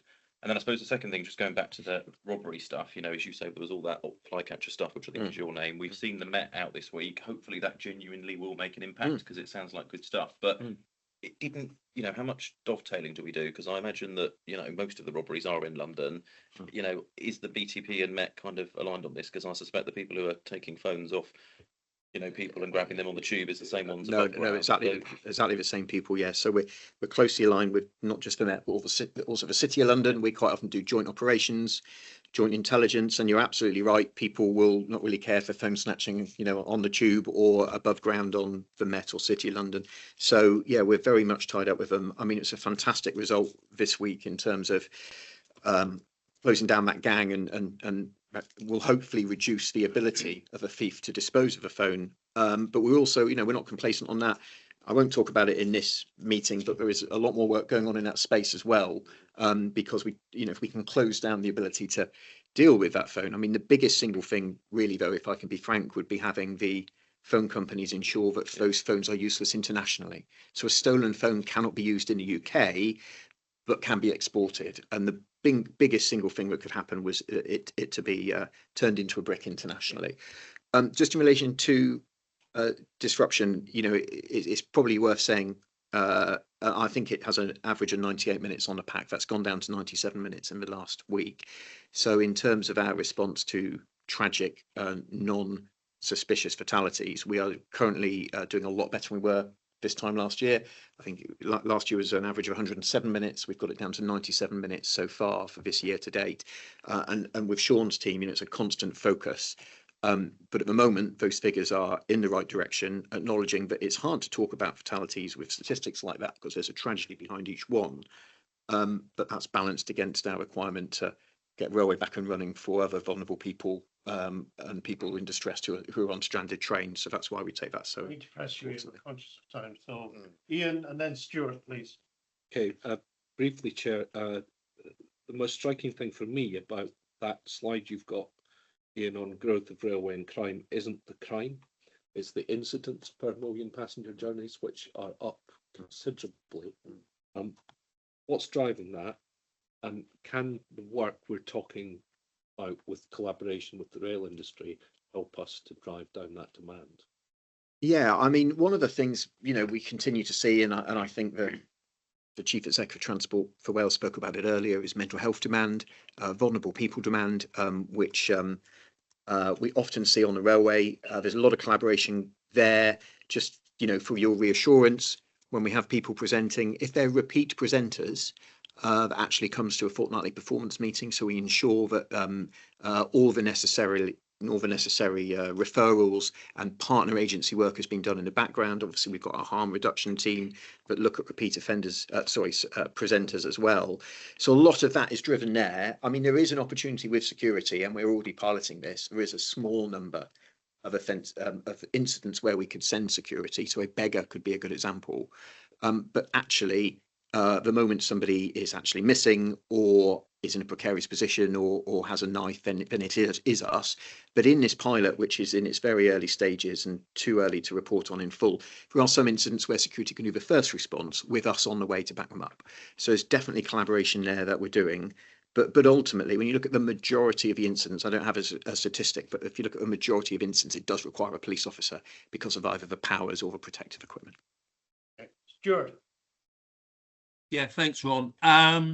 So thank you very much for the update on phones. I actually asked a parliamentary question on 30th of September about phones, and I got a reply from Lord Hanson, which was okay, but obviously you don't want to talk about strategies in an open forum, but I'm glad that it is being tackled because it 40% of all the phone thefts in the whole of Europe are in the UK, which is very significant, as you know. So thank you for that. Just two quick things. One of the issues that we've discussed on several occasions before is persistent offenders, especially sexual offenders, being able to travel on the network. And I just wondered, are we redoubling efforts to work on intel to prevent those people traveling, those persistent offenders? And I just wonder what views you've got on that. And the only other thing is, although it's not a priority, it has been ventilated in the media a bit recently, and that's bike thefts. We have had, and as Abdul and Nick will know, we've had several complaints at the complaints panel from people who are very unhappy at the policy and protocols of BTP. And it's not a criticism necessarily because you've only got limited resources, but I think our messaging on bike thefts and what we can do needs nuancing, because people are going on social media and saying, don't take your bike to the station because BTP frankly couldn't give a monkeys if it gets pinched, which is an unfortunate message. But I just wonder what your views are on that, and whether we can try and amend our policy a little bit to make us a bit more empathetic to what is actually still quite a distressing situation if your expensive bike is pinched at the station. Yeah, thank you.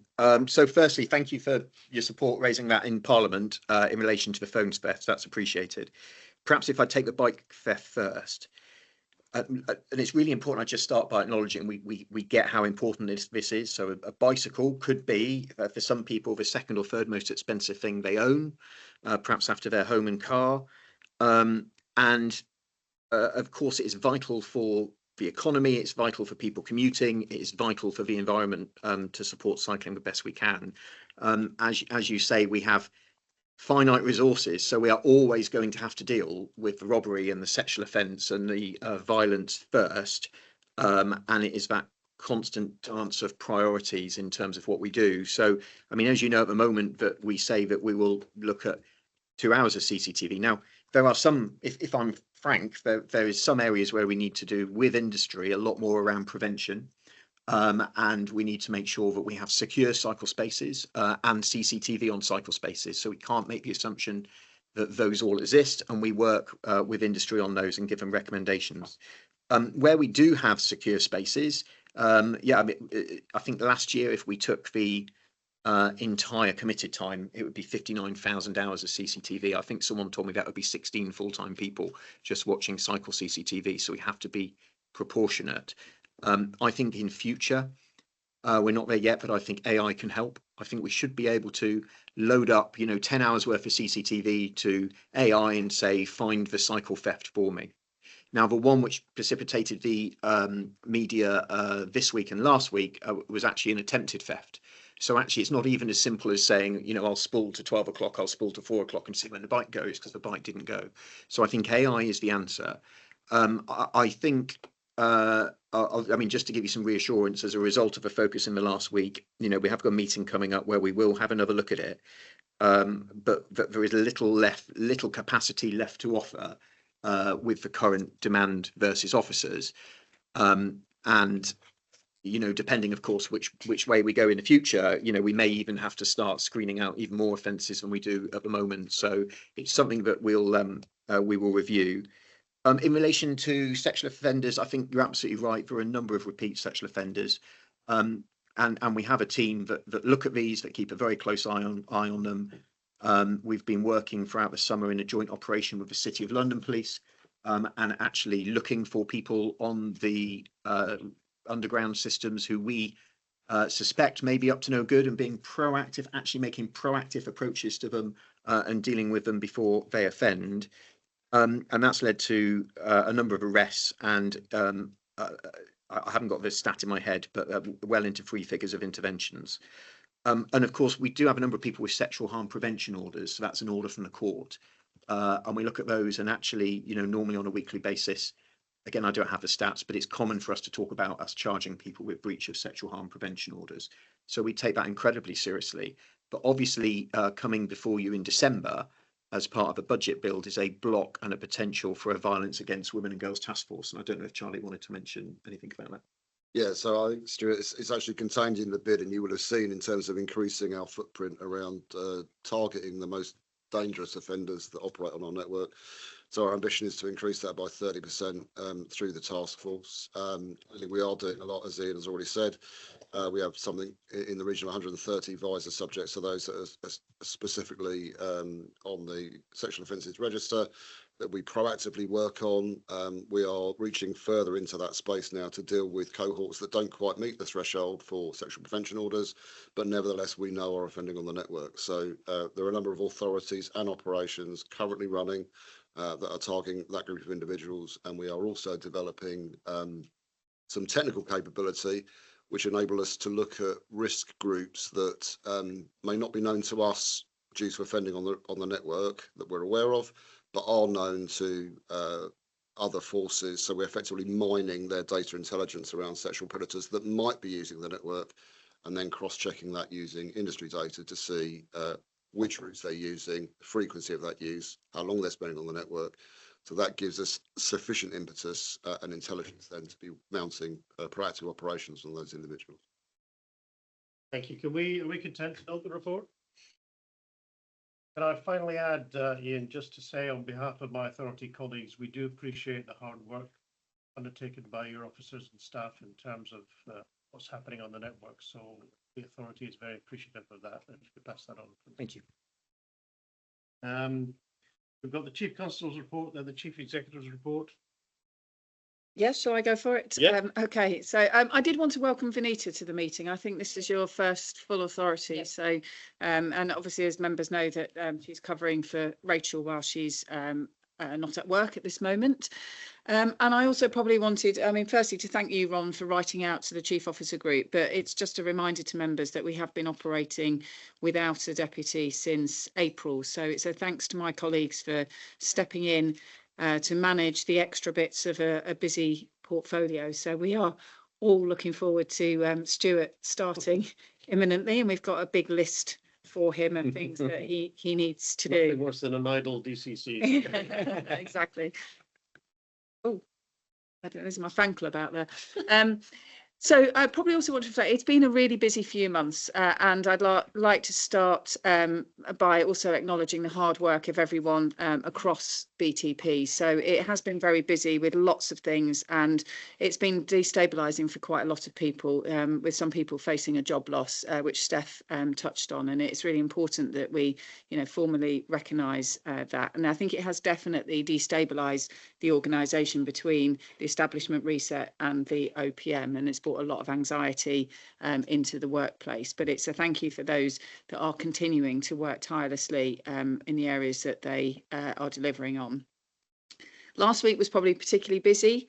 I just wanted to take a bit of a moment to reflect on that. So we had the Panorama programme on the BBC last week, which was, of course, predominantly affected the Met. And I, want to make my position clear. I think that was disgraceful behaviour by officers that we watched in the custody suite and off duty at Charing Cross Police Station. Policing is given probably the greatest power in society, which is a power to deprive somebody of their liberty, and to see people abusing people who have had their liberty removed, I just found absolutely disgusting. And I know that that was felt by a lot of people across the organisation.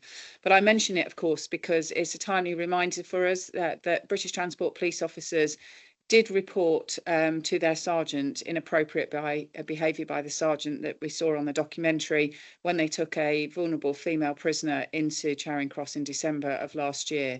And for me, those officers, when I spoke to them, absolutely reflect the very best of BTP and wider policing, and their sergeant, in my view, exemplified BTP leadership. So I spoke with them all, and to tell them that as an organisation, and how I, as their Chief Constable, felt extremely proud of their actions. And as members will know, we've spent a lot of time over the last few years driving forward what the values of the organisation and the professional standards that we expect people to adhere to. The day after that, we were straight into the launch as the national lead for less lethal weapons. I was launching Taser 10 with the policing minister. And of course, just before that the demonstration of that with the press, we had the dreadful, evil terror attack in Manchester, and we saw that unfold. And of course, our thoughts are with the families who are affected, and also by those who attended and dealt with a dreadful situation.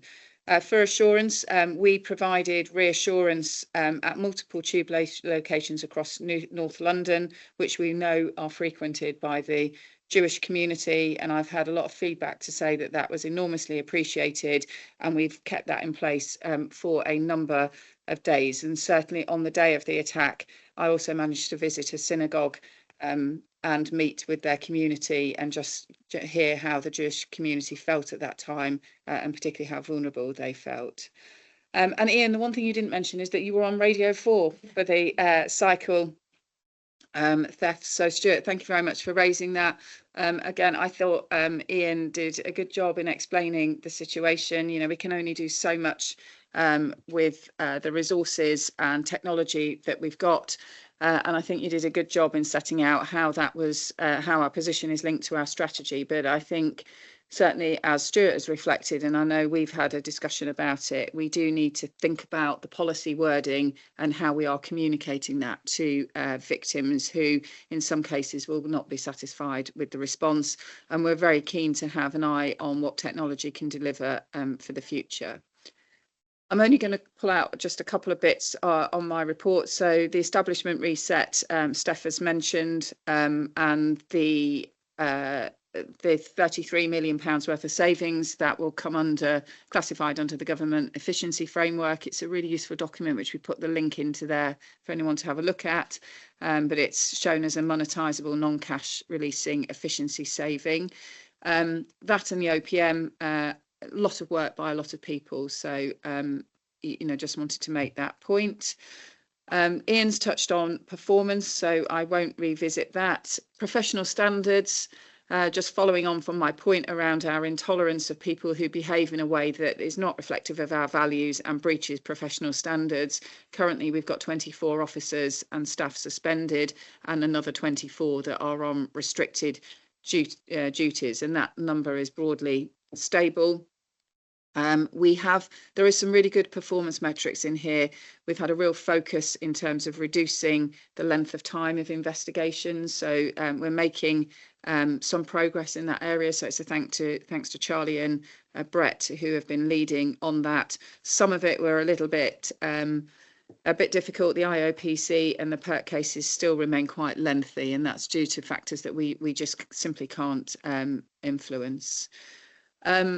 Awful lot of engagement, and it's a thanks to the external affairs team. So over the summer months, we've had a lot of strategic engagements that have been held with key stakeholders. That's included the government, industry and the third sector. And I really do believe that that's reflecting a strong collaborative effort to enhance policing and security across the rail network. And you've heard from Ian some of the summits that have been in place to look at integrated security, and some of our parliamentarians have supported us with some events in Portcullis House, which has been well received from the feedback that we've had.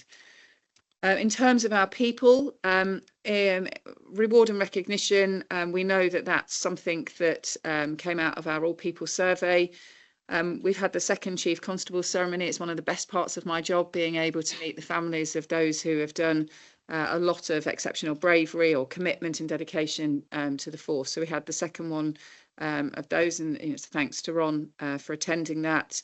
It really, if you can make the time to come to any of those, it's really inspiring to hear the stories from colleagues and also members of the public and railway workers whose courage and professionalism have ultimately saved lives and provided remarkable protection to the public, and also people who are receiving those awards for their commitment to driving forward stuff within the force. So if you ever do have time to come along, we'd really welcome you there.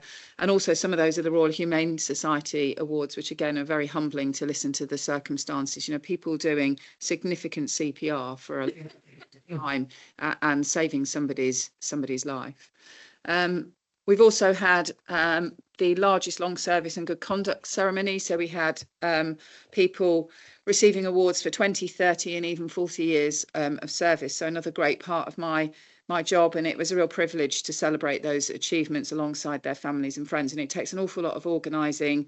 Not least, you can't order the medals until actually they've reached that point in their service, which I can see Craig nodding, has always been a frustration of everybody.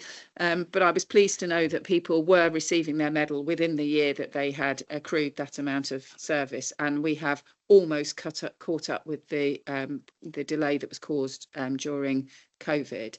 And we also give the Family Accolade award out as well. And I know the families are very proud to receive that. So I'll pause there and see if there's any questions. I think one thing before the questions, I particularly, Lucy, want to, on behalf of my authority colleagues, commend those officers who were involved in that otherwise completely appalling panorama programme. They did the right thing, and the authority is remarkably grateful for their behaviour and actions on that occasion. Does anybody have any questions for Lucy? Just to add to that, I thought your letter was fantastic, but I thought it was so absolutely brilliant. And the thing I particularly liked about it is the power of praising the good at a time when actually the conversation is around being critical of the bad. And the bad was very bad, but the power of praising the good was very fantastic doing that. Thanks, Tricia. I think it's really important to do that. Anybody else? Anything? Are we content to note the Chief Constable's report? Thank you. Yes. You. Thank you. I'm usually most of what I write in my report has been covered elsewhere in a meeting, and I limit myself to only drawing out 3 points. But today I've got 6. But I'm just going to tell you, because they haven't been mentioned this meeting, I think they're significant. So number 1, a strategy refresh. We are, with colleagues in the force, refreshing our strategy for policing the railway, which is a significant exercise. Has been to the Strategy and Planning Committee. Not much discussion there yet. We'll go back. We will bring it before you, I think, quite possibly December, Kate, maybe into the new year. But so I just wanted to highlight that for you because it's a significant thing, and I don't think we've talked about it with all members yet. So that's number 1. Number 2, the innovation mechanism. We talk about it a fair amount. I see Emma has left us, but he's interested in. Essentially, I just want to say that work is continuing with Steph and her colleagues, and some proofs of concepts are beginning, and I think those may well develop, as was referenced earlier in the meeting, to be fair, into bids for some money from an innovation mechanism maybe into the next calendar year. And that to me goes on in parallel with the MTFP process. So it's not part of the MTFP process. I just want to keep saying that because I think, otherwise some colleagues might forget. So the innovation mechanism progresses. Third thing, which was relevant to our commentary about the Secretary of State's letter, we are talking to the department and soon the Treasury about a new framework document. So this is the kind of formal governance document that we have to adhere to an arm's length body, often considered to be dull, but always important when something goes wrong. So we are updating that. We will share that with you when it's in a reasonable state, I think particularly drawing to your attention things that have changed. Alongside a board effectiveness review action plan, all of that is relevant to sort of assuring the Secretary of State and her element about governance of BTPA in a letter. That was the third thing. Fourth thing, we're expecting publication of an HMIC report on custody tomorrow. I think some members know that, some don't. There was a briefing for the audit committee on its contents. I'm sure some people will be upset if I say it's an adequate finding, as in that's not supposed to be known till tomorrow. But anyway, colleagues may want to mention it, but I think members should know that will be published tomorrow. Fifth, live facial recognition has been of interest to some members in the past. Colleagues in a force have been working with the Met to try and disentangle from previous plans. My feeling is that it is going to be ready for Chris Casey or whoever Lucy nominates to do a breakfast briefing for members, possibly actually in January. It depends when you've got some kit actually to go with it. But the offer is we will try and set out a breakfast briefing, if not before the next authority meeting, very shortly afterwards. Just to remind you that's live. And the last thing is probably stealing your thunder, Ron, but I feel we're imminently going to have three new members of our police authority. We're currently going through the last stages of a process, so it's quite possible they'll join us in December, subject to final clearances, contracts, and their availability. But that also is worth noting.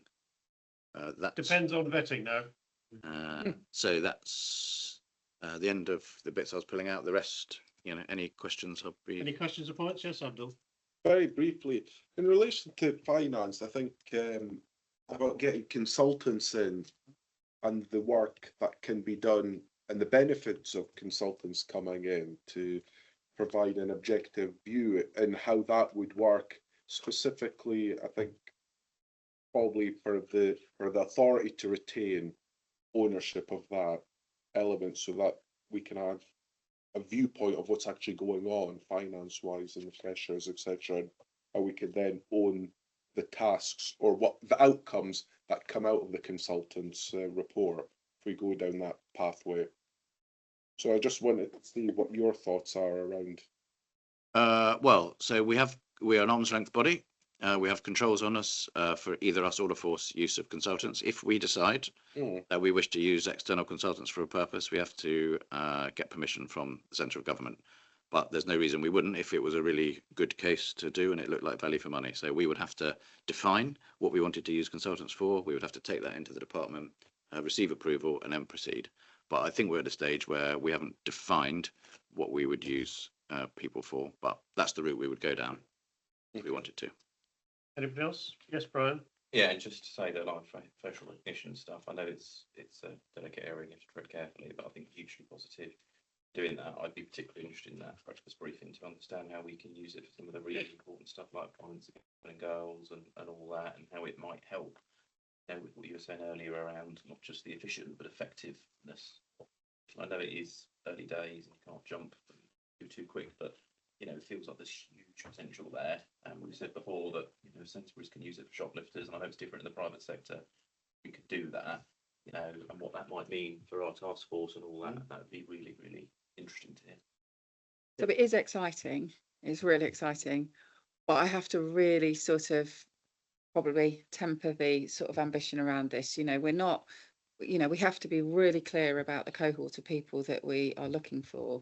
If you put it at Waterloo and you've got 1 million people coming through Waterloo, 10 officers could potentially go very quickly. So we've got to be very clear, and we will be aligning it to what our strategy is. Of course, it doesn't stop the rail industry in the future as a private body deciding what they want to do. And I think when you listen to industry talking about CCTV, I agree with CCTV, but I think in 5 years' time, it's not CCTV, is it? It's like this live facial recognition to in effect deter the people and ban the people who they have said, you've said, you're not allowed on the railway.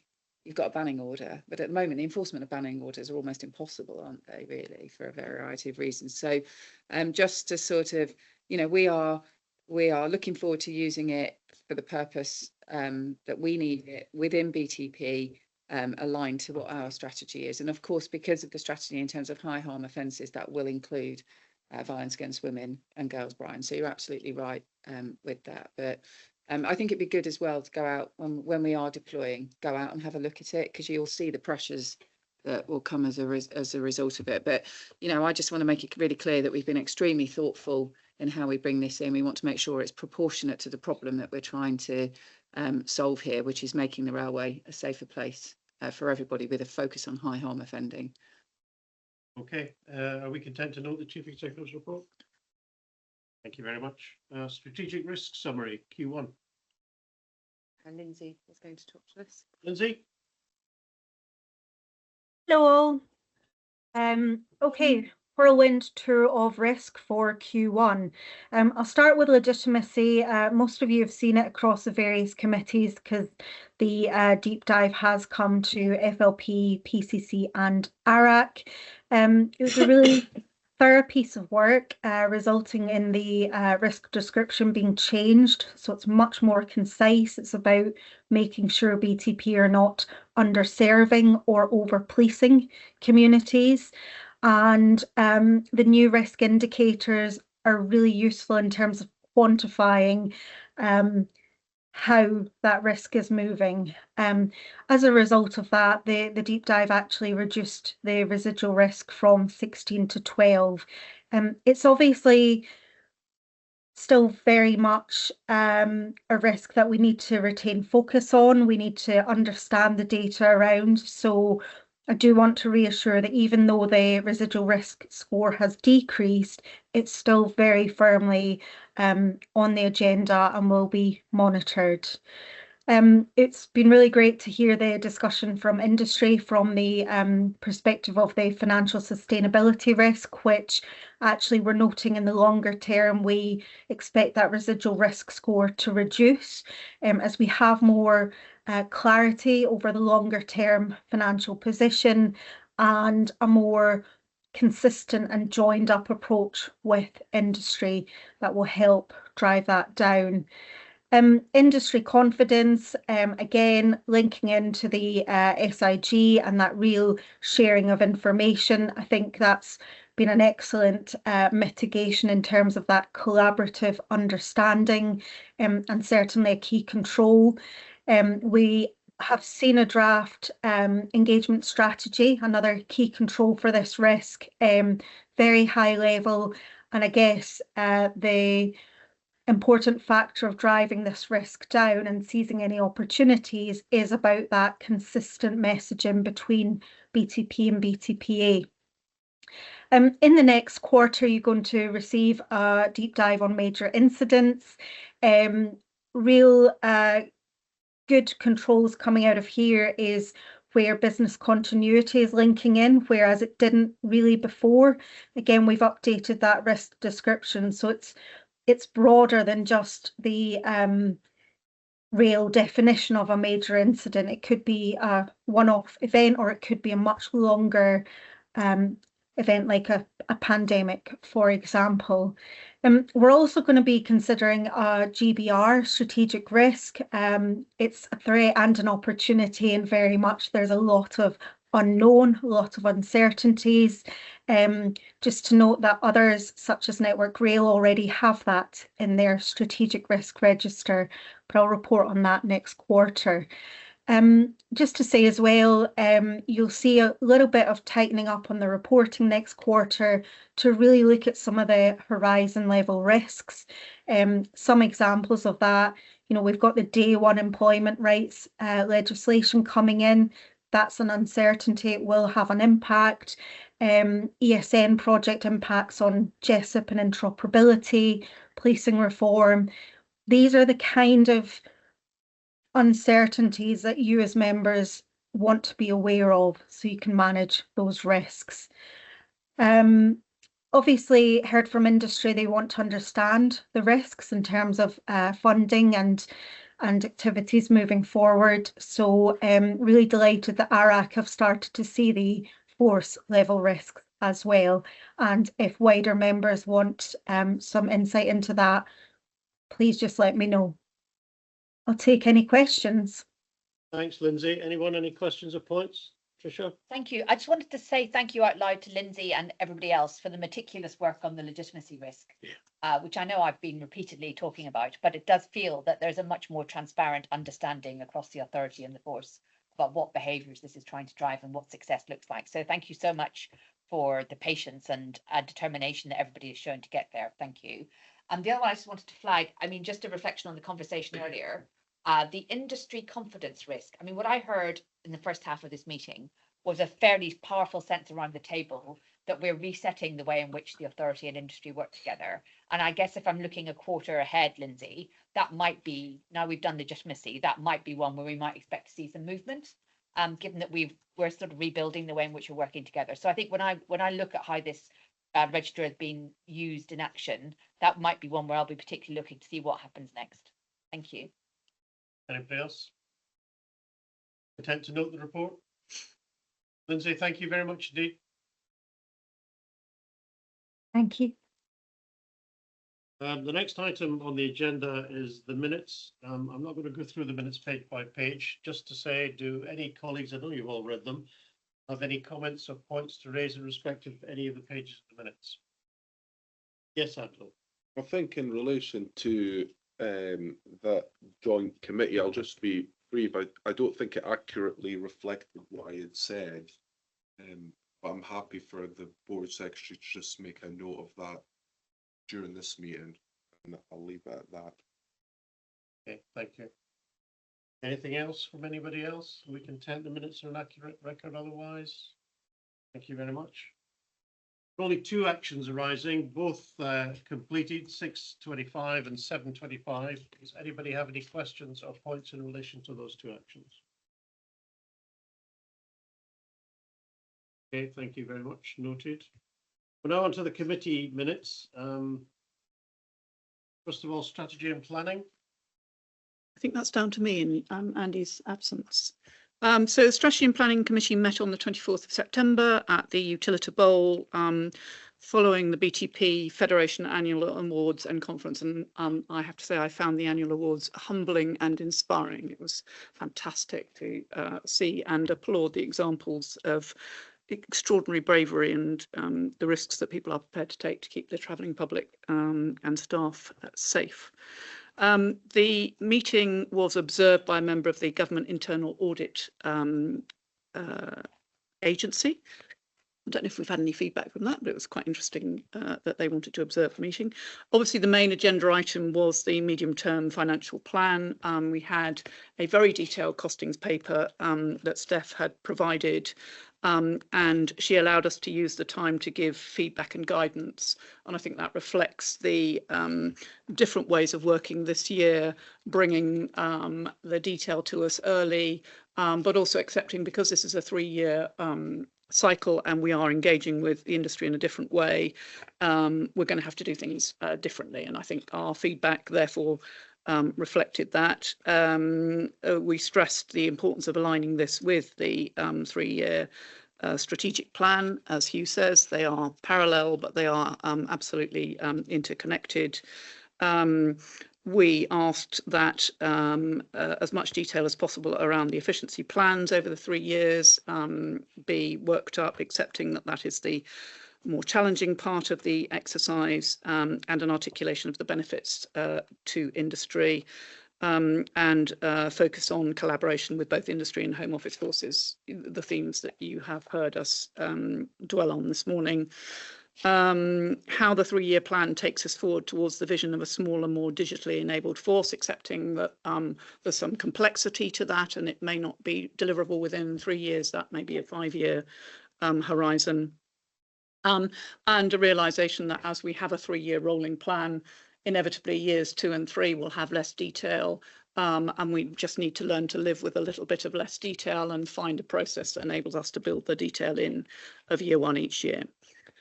We reviewed the strategic plan and all agreed on the need to align that with the budget. We reviewed the policing plan, which will go to consultation in the new year to allow time before Christmas for the work to be done on the medium-term financial plan and strategic plan. We noted the outline business case for the emergency services network, not something that the force has any choice over, and the funding will be out with the current 3-year settlement. But we did agree that the force should be one of the later adopters of this national programme. We had an update paper on the force's innovation mechanism, and there was a great deal of detail there about a great many projects, but we felt it would be helpful for our understanding, our shared understanding, that we had a map of the process as the next step. And we noted with some pleasure the London Estates project report and the delivery of the London Estates programme on time and to budget. Very much. Anyone, any questions or points in relation to that? That's a note.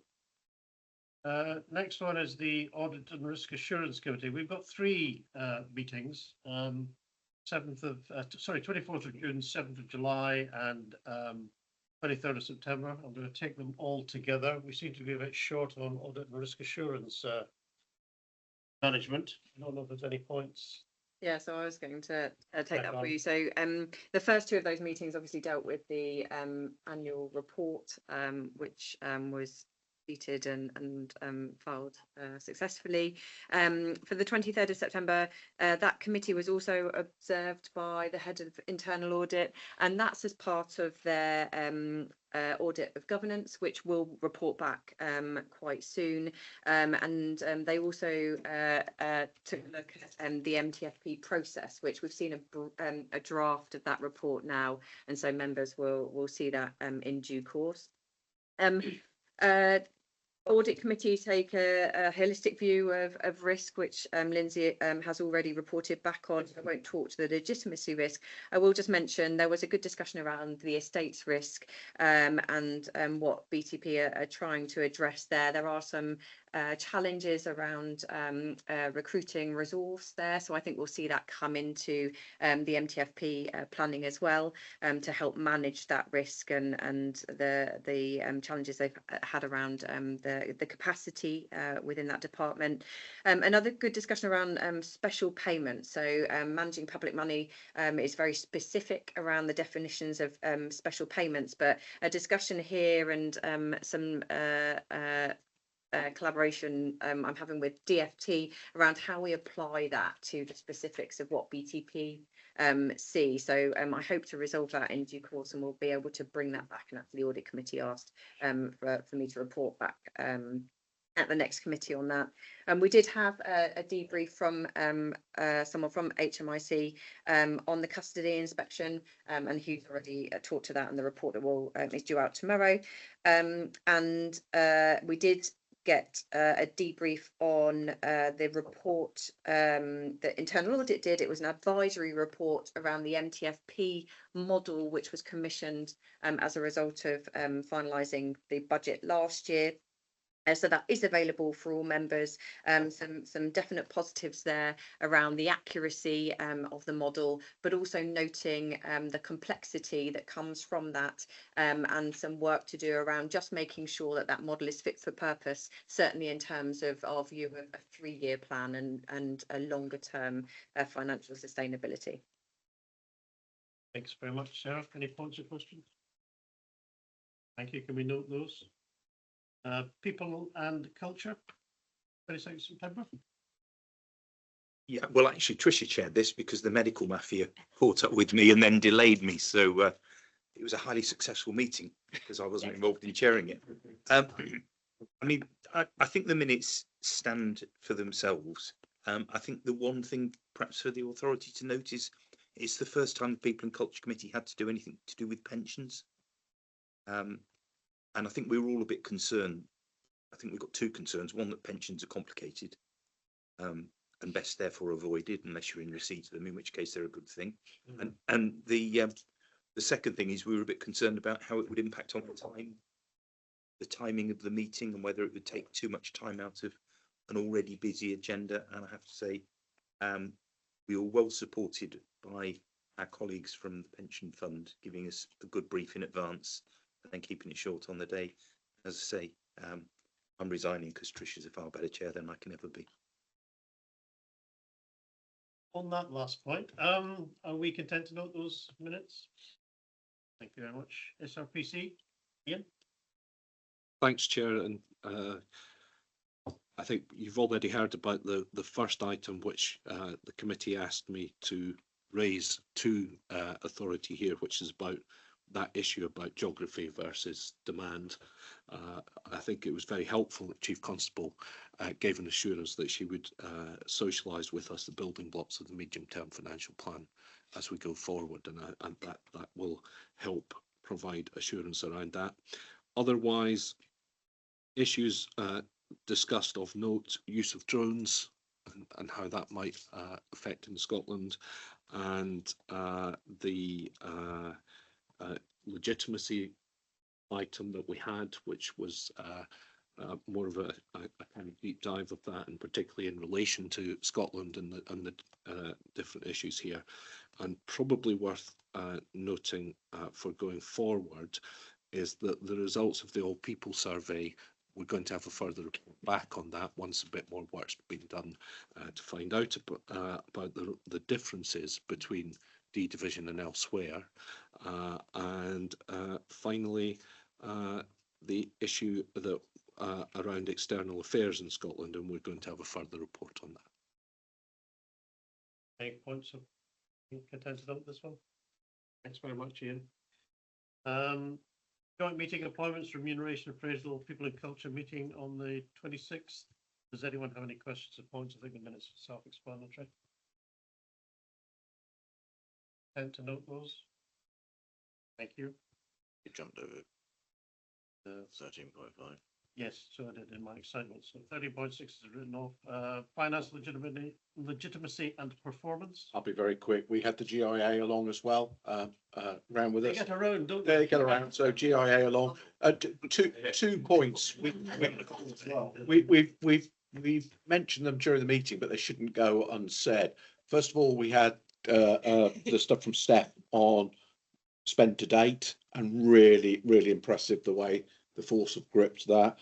We also had a session with Ian where we got beyond the data about the three things that are worrying you as an operational leader at the moment, and that was a really good conversation. I just urge, when we're together in a different format, it might be something to share with others, because it is a useful way of looking at those things. So thank you. Okay, thanks very much. And finally, we have the appointments, remuneration and appraisal committee meeting, of course, in the ancient past of the 20th of June. Does anyone have any points or questions in relation to that meeting? Thank you. We'll take that as noted. Is there any other business anybody would like to raise? Good heavens. Thank you very much. I now declare the meeting closed at 13:35. It's my call.